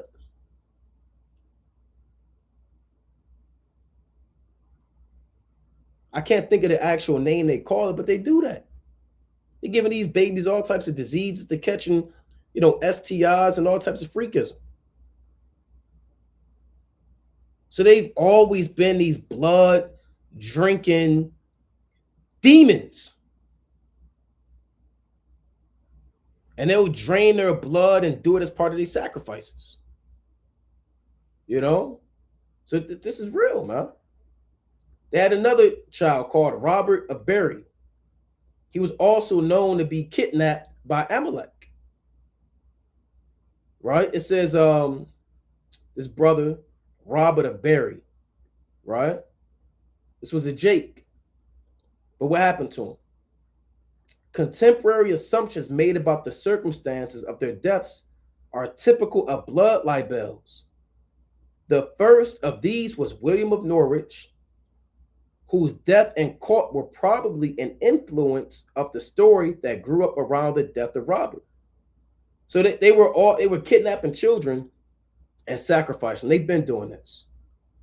That's why we're bringing it out. Robert of Berry, Simon of Trent, William of Norwich, all children taken captive in the Middle Ages by Amalek. So these Epsteins, these Finkelsteins, this is nothing new under the sun, right? Nothing new under the sun. Nothing new, man. Let's get the law, right? Let's get the classic. This Leviticus 19 and verse 26. Ye shall not eat anything with the blood, neither shall they use enchantment, nor observe times. Right? But only a beast would want blood. Right? Only a beast, a demon would want blood. Inside of your blood is life. Let's get that in Leviticus chapter 17. Why blood?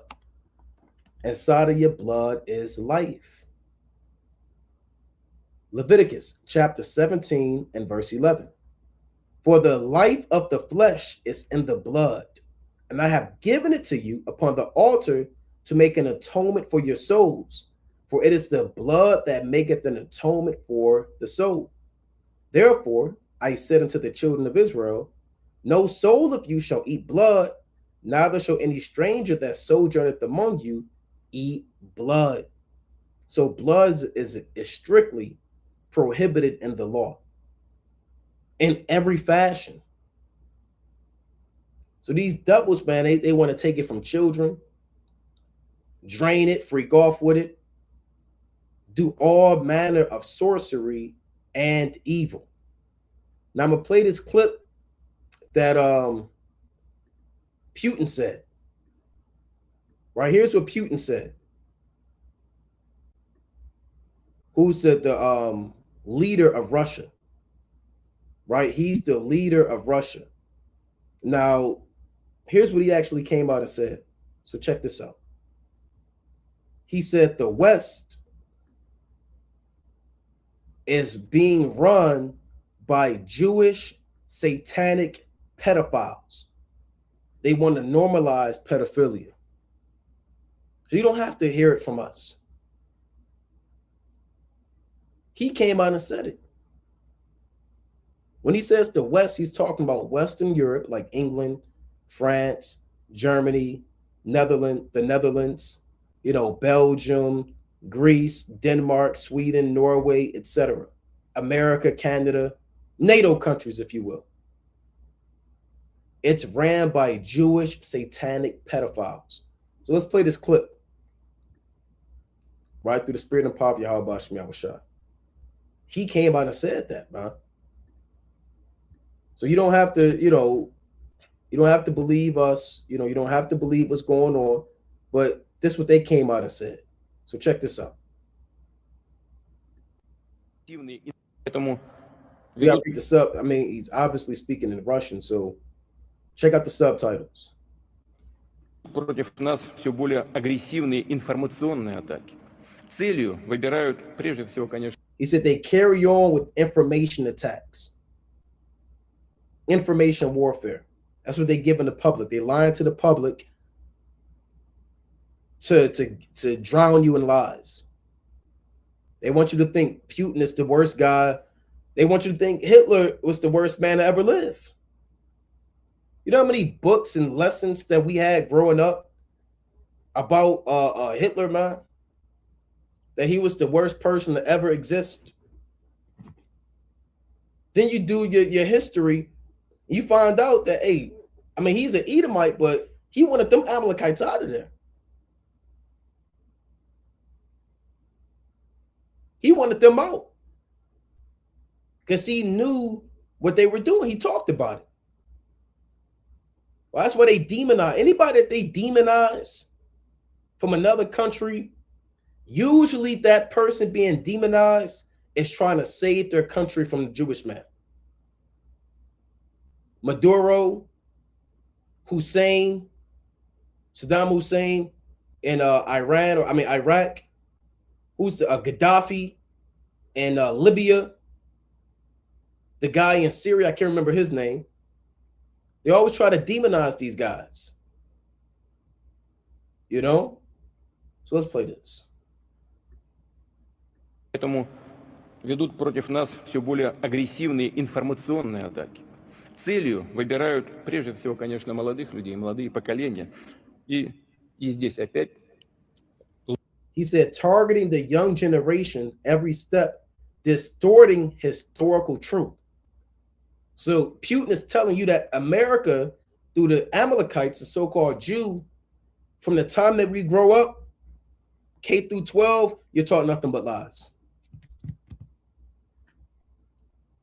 You're taught nothing but lies. It's all a scam.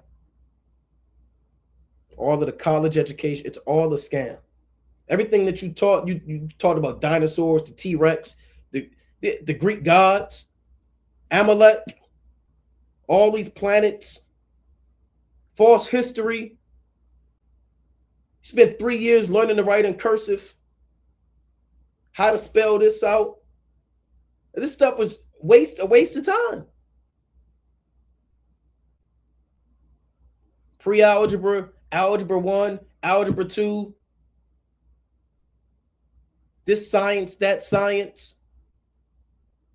The only thing that you learned that was true was the little part of math and some type of, fundamentals, because math is always true. Right? They used to say back in the day, the 3 R's: reading, writing, and arithmetic. When Jake was going to them schoolhouses, that's all Jake was learning: how to read, how to write, how to do basic math. And then everything else you learned, whatever trade it was taught by your father. How to garden, how to hunt, how to fish, how to build, how money worked. It was all taught to you outside of that. You went in school all damn like that, man. I remember growing up, we had to actually learn about Zeus. We had actual tests on, okay, Zeus is the so-called god of this. Okay, well, okay, this guy, he's the god. We had actual tests, pass or fail, predicated on Hellenization. I mean, absolute madness.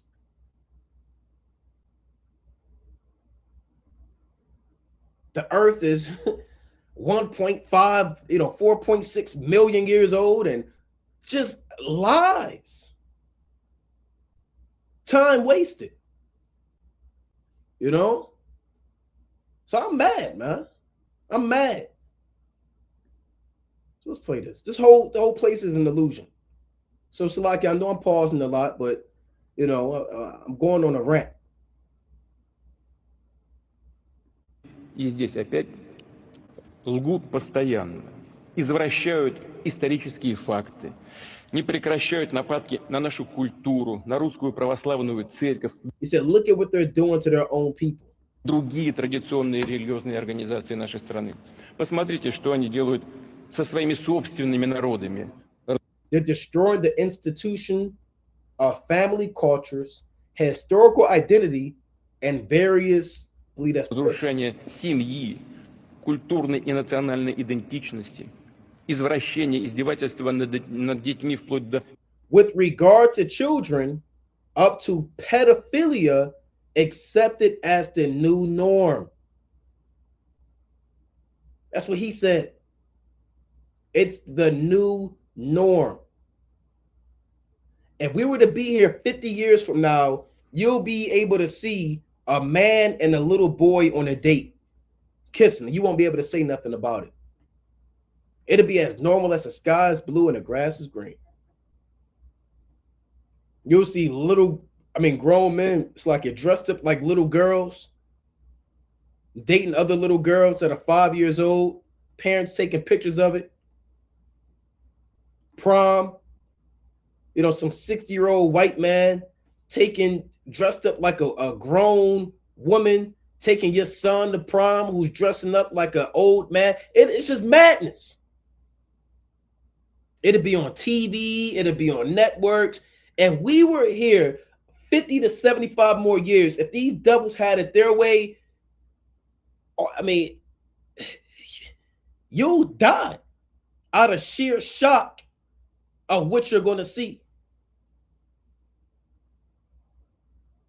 You pluck your beard out. Национальной идентичности, извращение, издевательство над детьми вплоть до педофилии объявляются нормой их жизни. А священнослужители, священников priests are forced to recognize and officiate same-sex weddings. Принуждают благословлять однополые браки. Да Бог с ними, пускай что хотят, то и делают. Что здесь хочется сказать? Взрослые люди имеют право жить, как хотят. Мы к этому так и относились в России, и всегда к этому будем так относиться.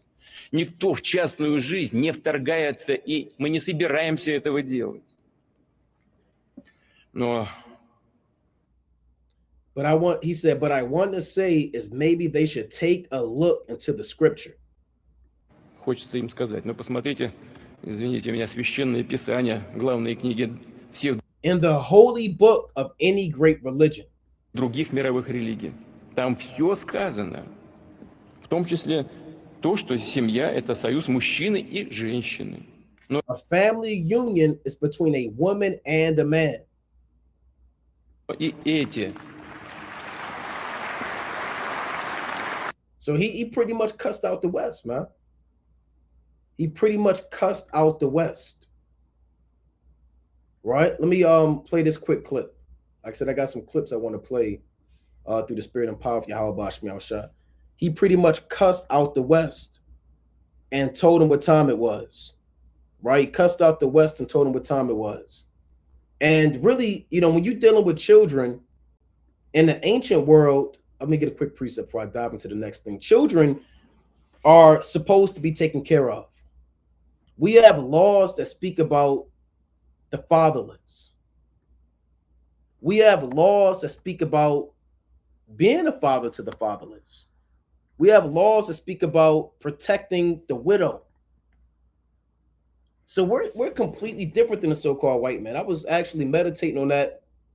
It's like you, when I was, through the spirit of Yahweh Shema Rashad, kind of putting everything together for the lesson. It's like we're two different types of people.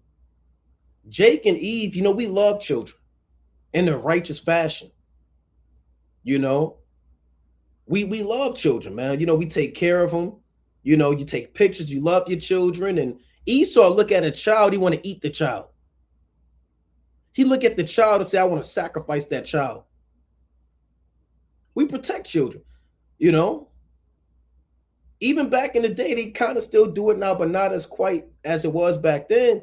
Even entire neighborhoods would watch over other people's children. It was like that when I was growing up.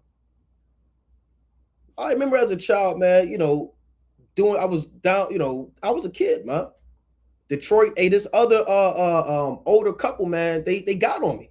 They lived like 3 houses down. I think I had something in my head. I was doing something ridiculous, but they got on me. So we always protected our children, even if that wasn't your immediate son or daughter. You had a right, a well-known right of passage to discipline somebody else's child. And it was way more intense in generations before me. I remember my grandfather said that another parent could whoop you, man. They'll take you and they'll whoop you, tell your mother, and then when your mother pick you up, they'll whoop you. So we're different when it comes to our love and care for children. I remember one more thing, this Eve, however it happened, she broke her baby's back. Right? Sad thing, man. She broke her baby's back, beating the baby. Don't you know that the whole neighborhood, they ain't let that slide? The entire Jake and Eve neighborhood rose up against that Eve, and it's lucky for the language. Hey, they beat her ass, man. The Jake and Eve, they pulled up on her. And they damn near beat her to death, man. So you're not going to be doing that up here. And one more thing, see, Jake, you could be a murderer. You could be the largest drug dealer. You could sell drugs to somebody's grandmother. You could be a pimp. But if word get out in prison that you was messing with children, Jake don't mess around with that, man. They will kill you, man.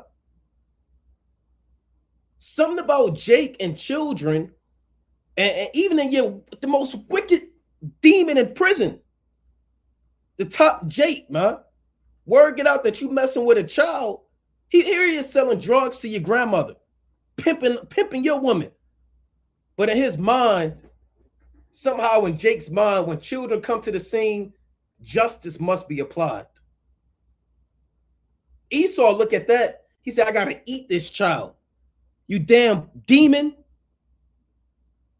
I wonder what they taste like. I need their blood. So the hell with all you damn Jakes that want to save the so-called white man. How in your sick mind can you save the so-called white man? We're two different types of people.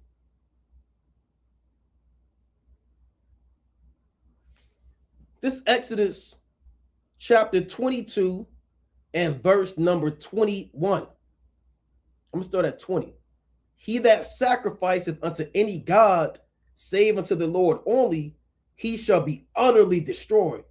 So everybody sacrificing the Molech, but all these strange gods, you're going to get put to death. Thou shalt neither vex a stranger, nor oppress him, for ye were strangers in the land of Egypt. Ye shall not afflict any widow or fatherless child. That's in our spirit. You can't afflict any widow or a fatherless child. You think Esau keeping that law? If thou afflict them in any wise, and they cry at all unto me, I will surely hear thy cry. Now check this out. And my wrath shall wax hot. Lord's gonna be pissed off, man. A lot of things that make the Most High mad. You start afflicting the fatherless child, Most High, hey, look, you crossed the damn line. Ain't no sacrifice for that, man. My wrath wax. How you afflicting little children, man? The fatherless. Man stealing. Imagine how mad the Most High is, man, with all of the Israelite children that go up missing. He said, and my wrath shall wax hot, and I will kill you with the sword, and your wives shall be widows, and your children fatherless. He said, you want to afflict my children or any child, I'm going to kill your child. Then the Most High say, tell Pharaoh, let my firstborn go, my son go. If you don't let my son go, I'm going to kill your son. He told that to Pharaoh. The Most High, Yahweh Bashmel, he don't play about the fatherless. He don't play about his sons. He don't play about his daughters. He said, I'll kill your son, man. Let me get that in Exodus, the 4th chapter. You get mad. You get up, you kind of get emotional, man. You know?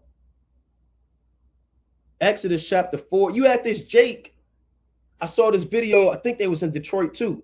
You had these little girls and little Jakes walking to school in the cold.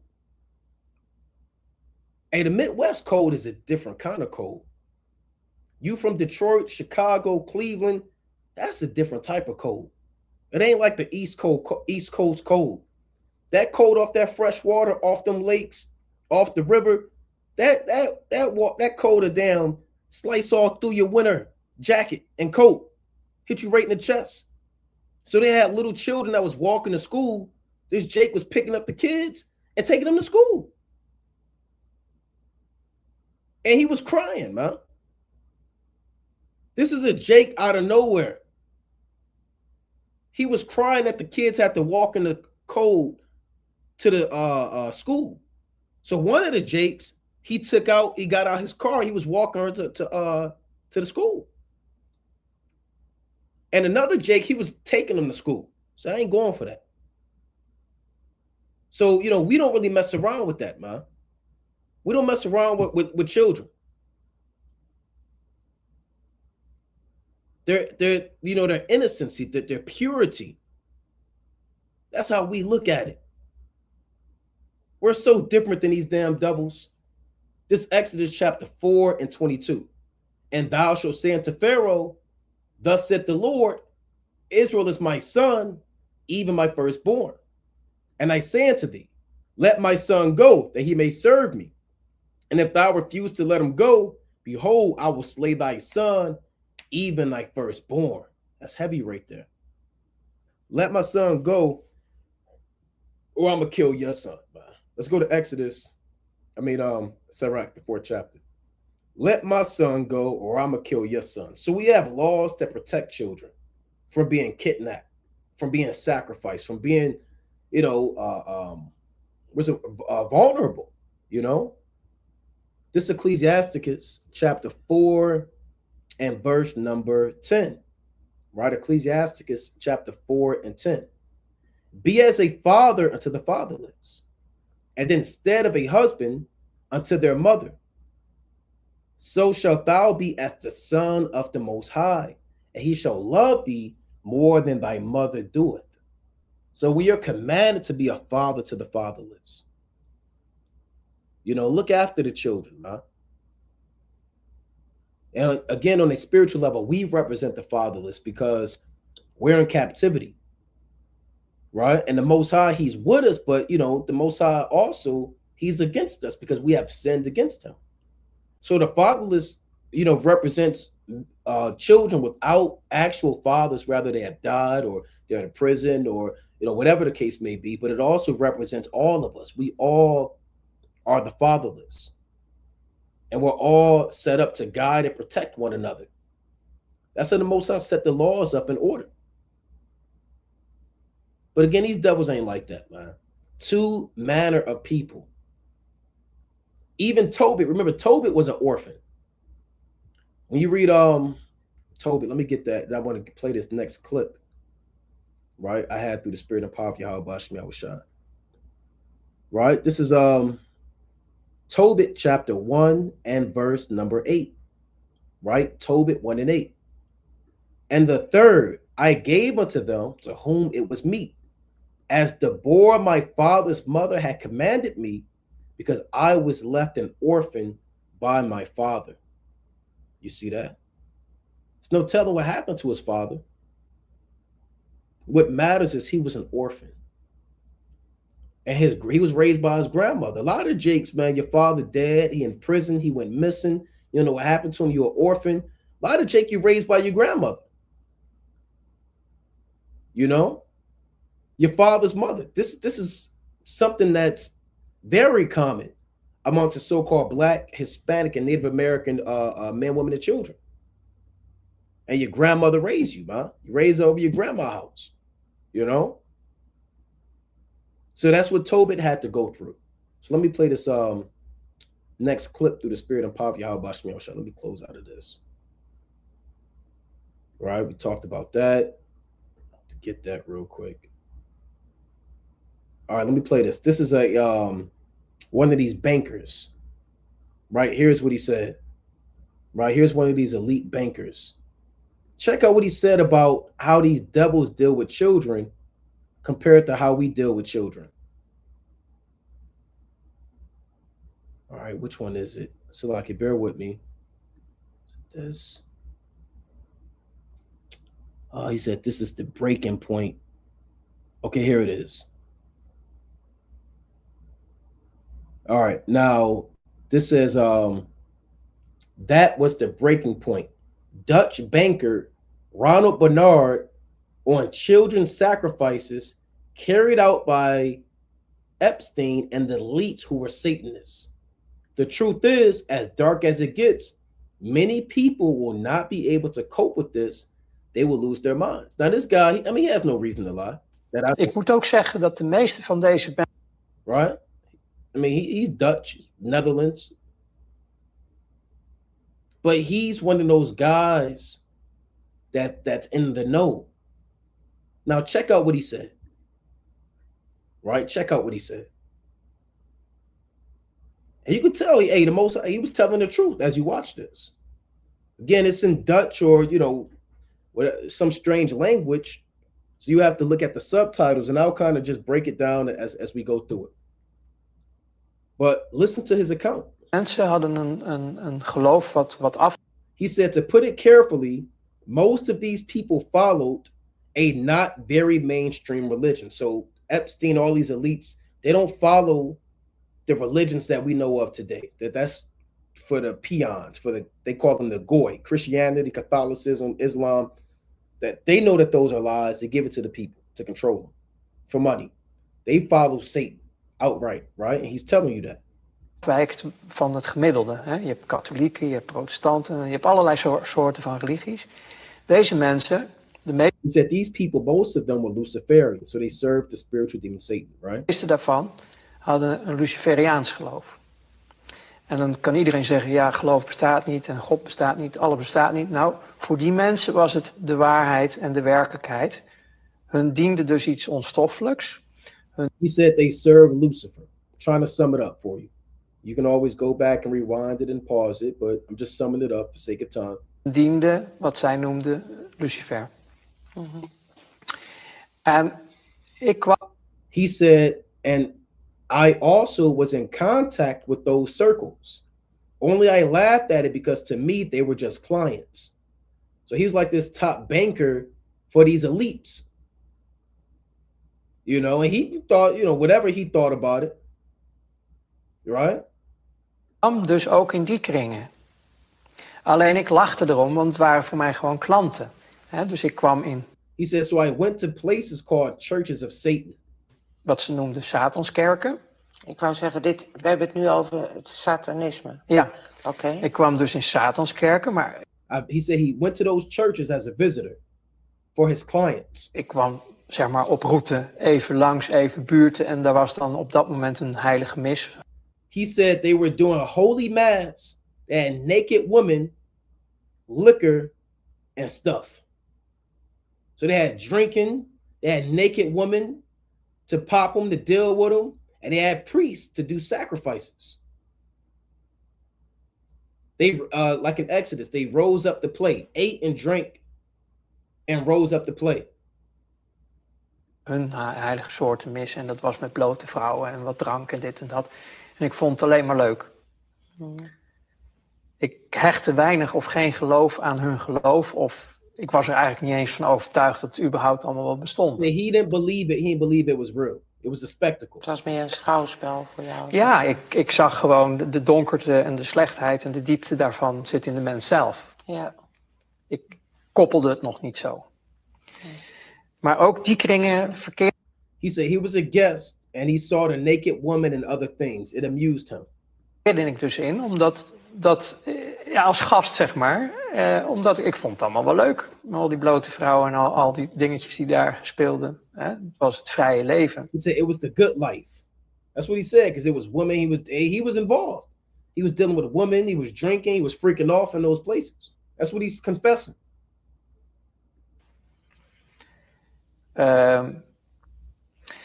Maar er kwam een moment.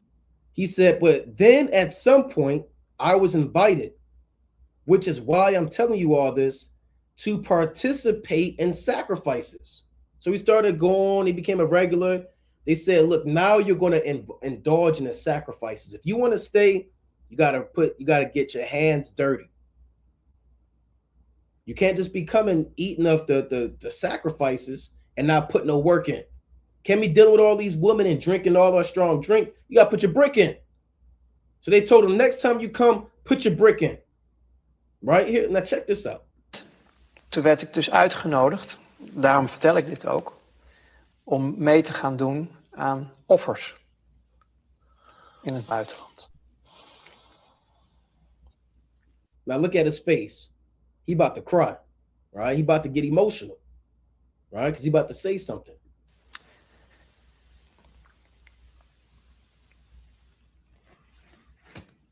Dat was het breekpunt. He said that was the breaking point. When they asked me to do the sacrifices, he said enough is enough. That's the breaking point. The woman ain't worth it. The drink ain't worth it. You want me to sacrifice. That's the breaking point. Kinderen. He said children. They wanted me to sacrifice children. He said, I can't do that. I'll deal with the woman. I'll drink the drink. But when the sacrifices came out and they were children, he said, I can't do that. That's too much. So, I'm not making that up, man. We're not making up the fact that there's spiritual wickedness in high places. Even these elite bankers are confessing. They're saying it. He's saying children. Okay.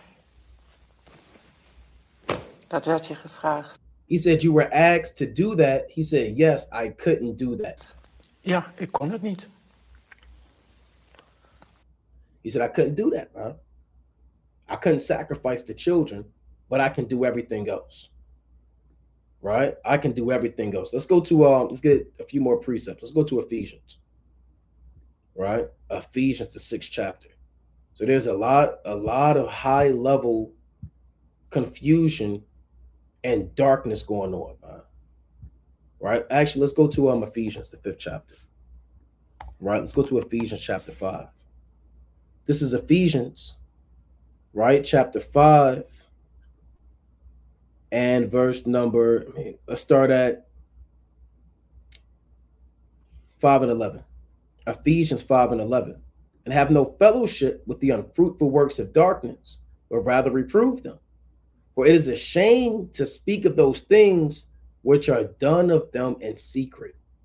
But all things that are reproved are made manifest by light.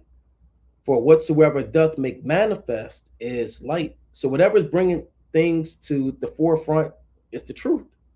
All of these things that are done in secret, that it's a shame to speak about, the Most High is making it manifest. Those are the works of darkness. That's a spiritual wickedness. Let's get the classic, right? In high places. Ephesians chapter 6 and verse 12. For we wrestle not against flesh and blood, but against principalities, against powers, against the rulers of the darkness of this world, against spiritual wickedness in high places. Right? Now check this out. This is hold on, like I said, I got a few more I wanted to show. which one is this? This is the link where he said Epstein said he represented the Rothschilds. Right? He said he represents the Rothschilds. So all of this is done by these elites. Right? On the email, he said he represented the Rothschilds. But there was something else I wanted to show. Check this out. Right? Like I said, man, we on you doubles, man. We're gonna speak on every damn thing. We're not gonna hold our tongue. We're not gonna, hold our leisure, abide our leisure. The Lord said, cry loud, spare not. So check out what Barbara Marks Hubbard said. Right? And she's speaking, she's one of the first species on the face of this earth to be aware of evolution. She's one of these global elites. On evolution by everything. Right? She's one of these elites. So check out what she said. Listen carefully. Earth to be aware of evolution, to be aware that we are affecting our own evolution by everything that we do.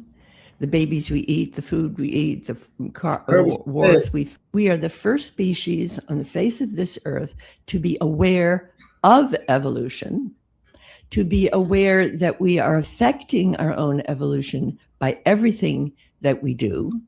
The babies we eat, the food we eat, the wars we fight, the babies we eat. She said, we are the first species on the face. The babies we eat. You don't slip that. You don't slip up and say that. Who the hell slips up in the middle of a speech talking about saving mankind, but you slipped up and said the babies we eat? There are just certain words that should never be put into the same sentence. It's impossible. You don't accidentally say certain things because they have never been spoken in the same sentence before. So for them to be able to come out and say that was on her mind. The Lord said, from the abundance of the heart, the mouth speaketh. And this is something that she said all the time. Let's play it again. There are so many witnesses. We are the first species on the face of this earth to be aware. And she might be 140 years old. Nobody know. We don't know how old she is. She could be, 150, man. Well, you know how these devils get down with they sorcery and blood drinking and staying young and 15 new heart transplants and right. We are the first species on the face of this earth to be aware of evolution, to be aware that we are affecting our own evolution by everything that we do. The babies we eat, the food we eat. The babies we eat. And she messed up. Look at her. She put her hand up. I can't believe I slipped up. Well, the Lord had you slip up. I'm not going to read the precept. On the screen, but I'm gonna just read it real quick. This Proverbs chapter 16 and 1. The preparations of the heart in man and the answer of the tongue is from the Lord. So the answer of the tongue is from the Lord. The Lord said, thine own mouth condemneth thee, not I. Right? Proverbs chapter 6 and verse number 2. Thou art snared with the words of thy mouth. Thou art taken with the words of thy mouth. So she's snared and taken. She condemned herself. I'm going to play it one more time. Right? But you heard what she said. She's saying the babies we eat. Who's we? Ain't us. Somebody try to feed me a baby. Hey, look, y'all gonna have to do a GoFundMe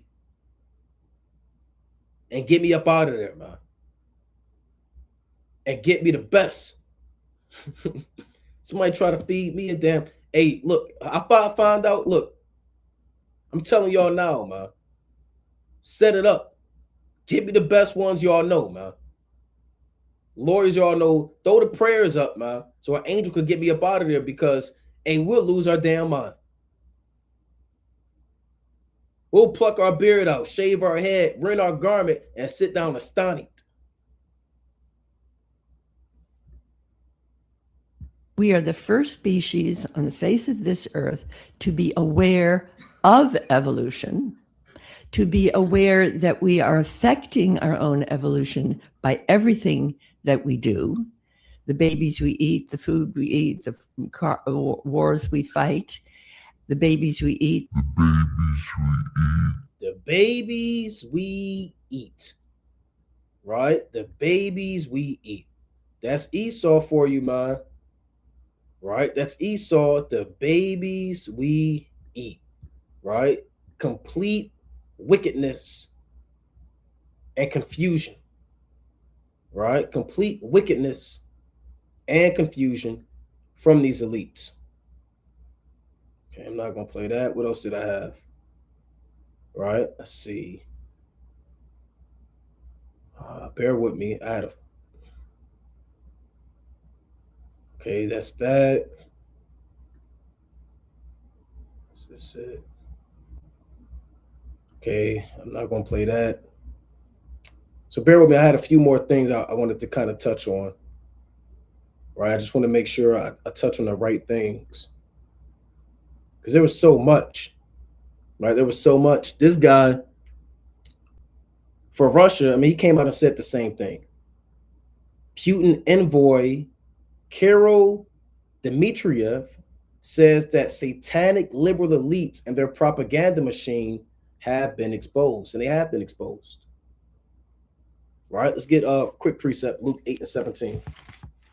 Right? Luke 8 and 17. Quick precept. Again, I'm not going to pull it up just for sake of time. Luke chapter 8 and verse 17. For nothing is secret that shall not be made manifest, neither anything hid that shall not be known and come abroad. Right? So the Most High is revealing everything. Everything's being brought to light. Even you got other Edomites saying it.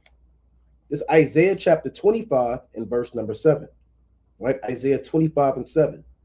And he would destroy in this mountain the face of the covering cast over all people, and the veil that is spread over all nations. So the Most High is using the truth to destroy the covering of lies and deception that is spread over all nations. And at this point, again, you have no excuse. You have no excuse, because you're being taught in the last days that everything that you knew or thought about America, I want to play this too. Everything you knew and thought about America, where is this? Here it is. Was lies, man. Right? Your system that you trust in is ran by complete demons. Let me play this clip real quick. Right?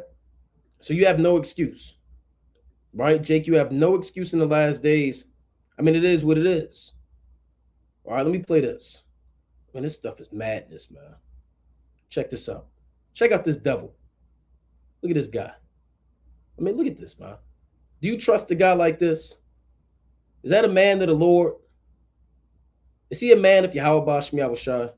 A guy that looked like this, man? Right? Check out what he said. You can get paid a lot more than that. So how much do you want for it? Let's bid. I bid 5. And look at these Eves, man. This stuff is madness. So this guy, his name is Peter Nygaard. He was one of the top associates and priests of Epstein. And he got these Eves at the table. These Eves at this table, they think they made it. Because they at the table with old white men. They thought they made it. Until they figure out what these devils are really about. And their whole facial expressions change. These guys at this table, listen to what they're talking about. Look at it. Listen to the demonic works. For brothers that haven't seen this, check this out. $500 for I'm prepared to outbid him anyway. Whatever I bid, he's gonna outbid me. I bought about $60,000 worth of eggs. Yeah. He bought $60,000 worth of eggs, and he ain't talking about from the grocery store. He ain't talking chicken eggs. He ain't talking scrambled eggs. Eggs over easy. He's talking about eggs, ovaries of the so-called black woman. He's bought 60,000 of them, or $60,000 worth of them. For what? Let's find out. If you have abortion, that's very valuable. He said, if you have an abortion, that's very valuable. This is what Esau's telling you. That's why since what, 1970, there's been over 100 million abortions. Esau, he's telling these so-called black women, if y'all abort y'all babies, I will pay y'all big time. I need them cells. I need that blood. I need them organs. I need that. Gotta have it. Need that blood. I need that, please. He damn near said Baba Kasha. You know? Listen to that. For the eggs, yeah. If you have abortion, that's very valuable. Umbilical cord, Umbilical cord is very valuable. Now look at Eve. Eve thought that she told her homegirls, "Oh, I'm going out with the rich white man, and they're gonna give me shrimp. They're gonna give me what else? Damn, lobster. You know, I'm gonna have a what they call that, the Long Island iced tea. They gonna pay for it. Now look at her looking stupid at the table. Esau at the table talking about eating you, man.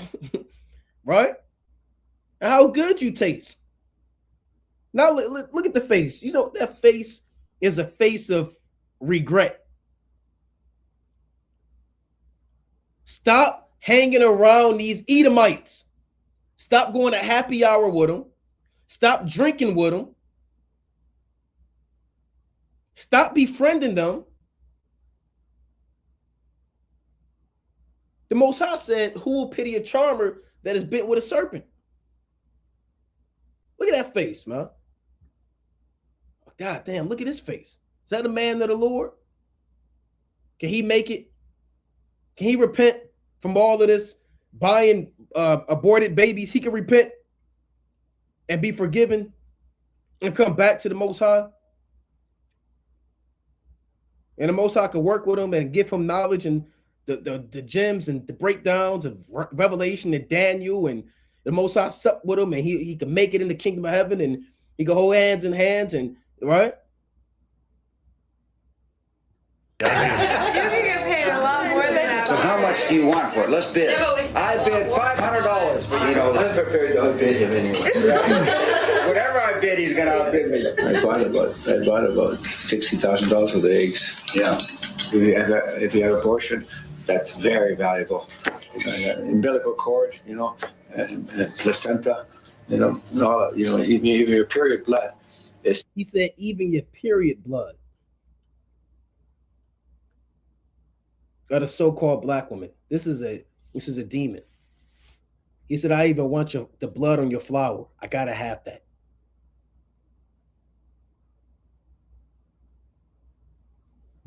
So rich with stem cells. He said it's so rich. It's so rich.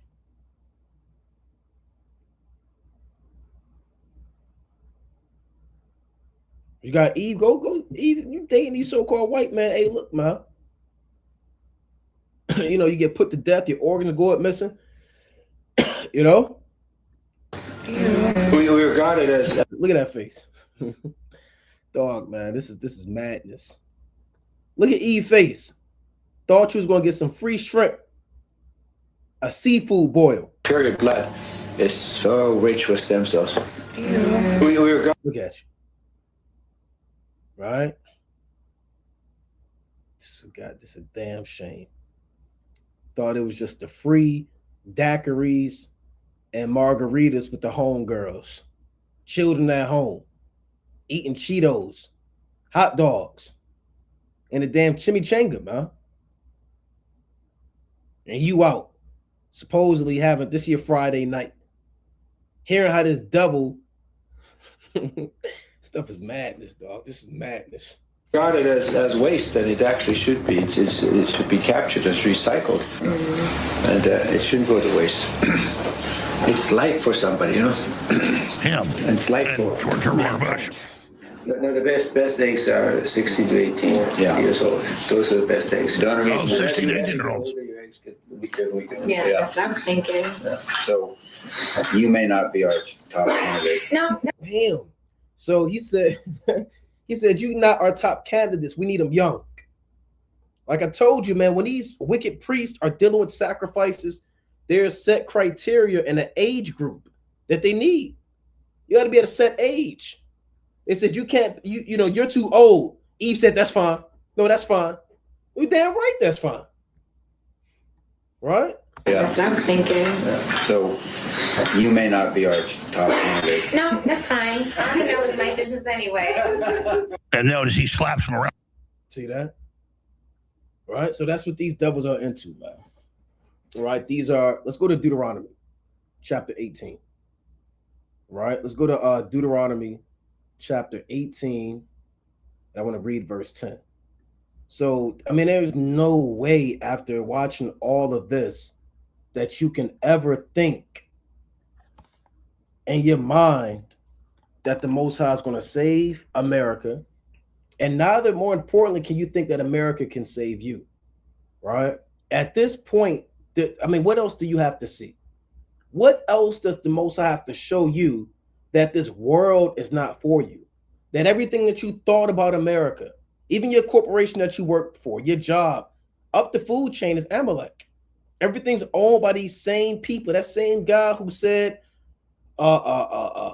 your blood is so rich in stem cells. The same guy who's offering children. These are the guys that own your companies. These are the guys that own your career path. At the end of your career path is an old Amalekite ready to do sacrifice on you. There's nothing here for you. Arise and depart. This is not your rest, man. What else do you have to see? This is Deuteronomy chapter 18 and verse 10. There shall not be found among you anyone that maketh his son or his daughter to pass through the fire, or that useth divination, or an observer of times, or an enchanter, or a witch. No child sacrifice, no sorcery, no magic, no seducing people with evil spirits, no witches who deal with potions and concoctions and spells, or a charmer. Those are people who create objects and put spirits on them, curse things and charms and amulets with blood in it, and they got all people hair in it and all types of bodily fluid in it, and put spells and pray over it, and you wear it, a damn necklace, and now you got demons on you because you're dealing with charmers who are enticing you through materialistic objects. Or a consultant with familiar spirits. That's your mediums. You talk to them, their eyes roll back, and they conjuring up the dead, and they're dealing with demons. They talk to demons, and demons give them intelligence on how to work with you. Or a wizard, or a necromancer, right? A necromancer is somebody that deals with the dead. For all that do these things are an abomination to Yahweh Bashmi Yahushua. And because of these abominations, the Lord thy God doth drive them out from before thee, right? The Most High drives them out from before you. Now, this is they actually did. Is that what I want? That's not what I want. Right? But they actually did, through the spirit and power of Yahweh Bashmi Yahushua, they actually showed that island in the actual temple that these devils have, man. Right? That these devils have. So let me get this through the spirit and power of Yahweh Bashmi Yahushua. Let's go to Jeremiah, Slakia. This is Jeremiah, the 19th chapter. Jeremiah chapter 19 and verse number 11. And shall say unto them, thus saith the Lord of hosts, even so will I break this people and this city, as one breaketh a potter's vessel, that cannot be made whole again, and they shall bury them in Tophet, till there be no place to bury. So this is the Most High bringing judgment on Jerusalem, because we were into child sacrifice. Tophet was a place where you had a lot of wicked Israelites who were sacrificing children. All right, it was an actual place. The Valley of Hinnom, you'll often read about that as well. So here it is in the Hebrew, right? It says the definition, place of fire. This is where you get the concept of hell from. Modern day hell goes back to the Valley of Hinnom, a place in the southeast end of the Valley of the Sons of Hinnom, south of Jerusalem. This was the main headquarters for child sacrifice. Look at this, a place of sacrificing children. That was Tophet, or it's like the Valley of Hinnom on the south side of Jerusalem. Jake was into that, right? Jake was into that. Now, the Most High has judgment on a so-called white man, right? And he's going to destroy him and place him in the Valley of Hinnom. This is Isaiah chapter 30 and verse number 27, because when it's all said and done, they're going to have to answer to these things. They're going to have to answer to all of the injustice, all of the laws we brought about protecting the fatherless, no human trafficking, no blood, Molech, but all these laws Esau has broken, and he has been, getting away with it for decades and decades and hundreds of years. And Yahweh Bashmi Yahushua is going to make him answer for it. Isaiah chapter 30 and 27. Behold, the name of Yahweh Bashmi Yahushua cometh from far, burning with his anger, and the burden thereof is heavy. His lips are full of indignation, and his tongue as a devouring fire. So the Lord is coming back with fire, right? With anger and wrath. And his breath, it's like in his breath as an overflowing stream, shall reach to the midst of the neck, to sift the nations with the sieve of vanity, and there shall be a bridle in the jaws of the people, causing them to err. So Yahweh Bashmi Yahushua, he is the puppet master. America is moving according to the program of the Most High, and he's pulling them in the way of destruction. So every decision that America's making is for them to destroy their economy, go to war, and be destroyed by Yahushua, right? They're making huge mistakes to compromise the financial system, their sovereignty, the citizens' well-being, and their global security. The Most High is making them do these things.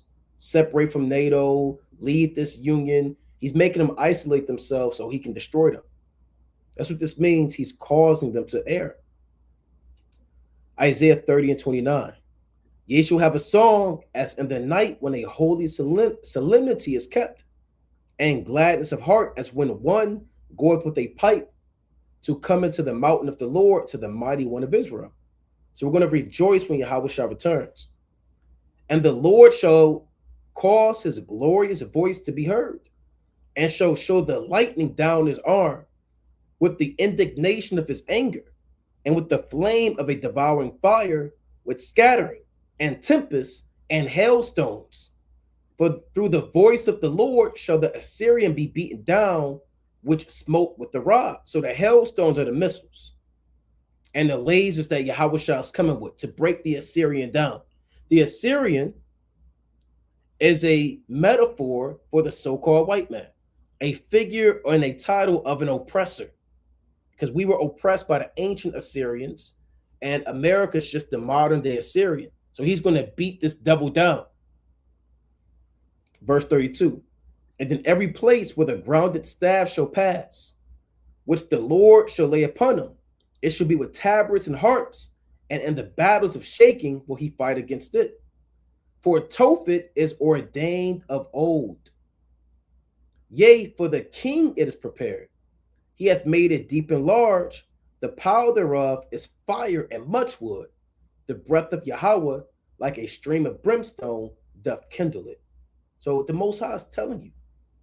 He said, for Tophet is ordained of old. Remember, we just read that Tophet was an actual place outside of Jerusalem where burnings were taking place, primarily child sacrifice. The Lord said Tophet is ordained of old. So now it's being used as a metaphor for the place of burning and destruction for the so-called white man. The Most High said in Wisdom of Solomon that for wherewithal a man sinneth, the same shall he be punished. Right? So all of the child sacrifice and fire that you devils have been doing, all of the murders that you've been doing, the sacrifices to Molech at the Bohemian Grove, at these strange places, the Most High is you're going to be a sacrifice.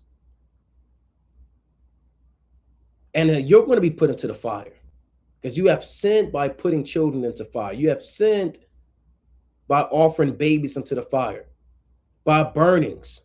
So your judgment is going to be by fire. That's what this means. For Tophet is ordained of old. Yea, for the king it is prepared. Who's the king? This same king is the king you read about in Isaiah the 14th chapter. Right, let's get this. Who's the king?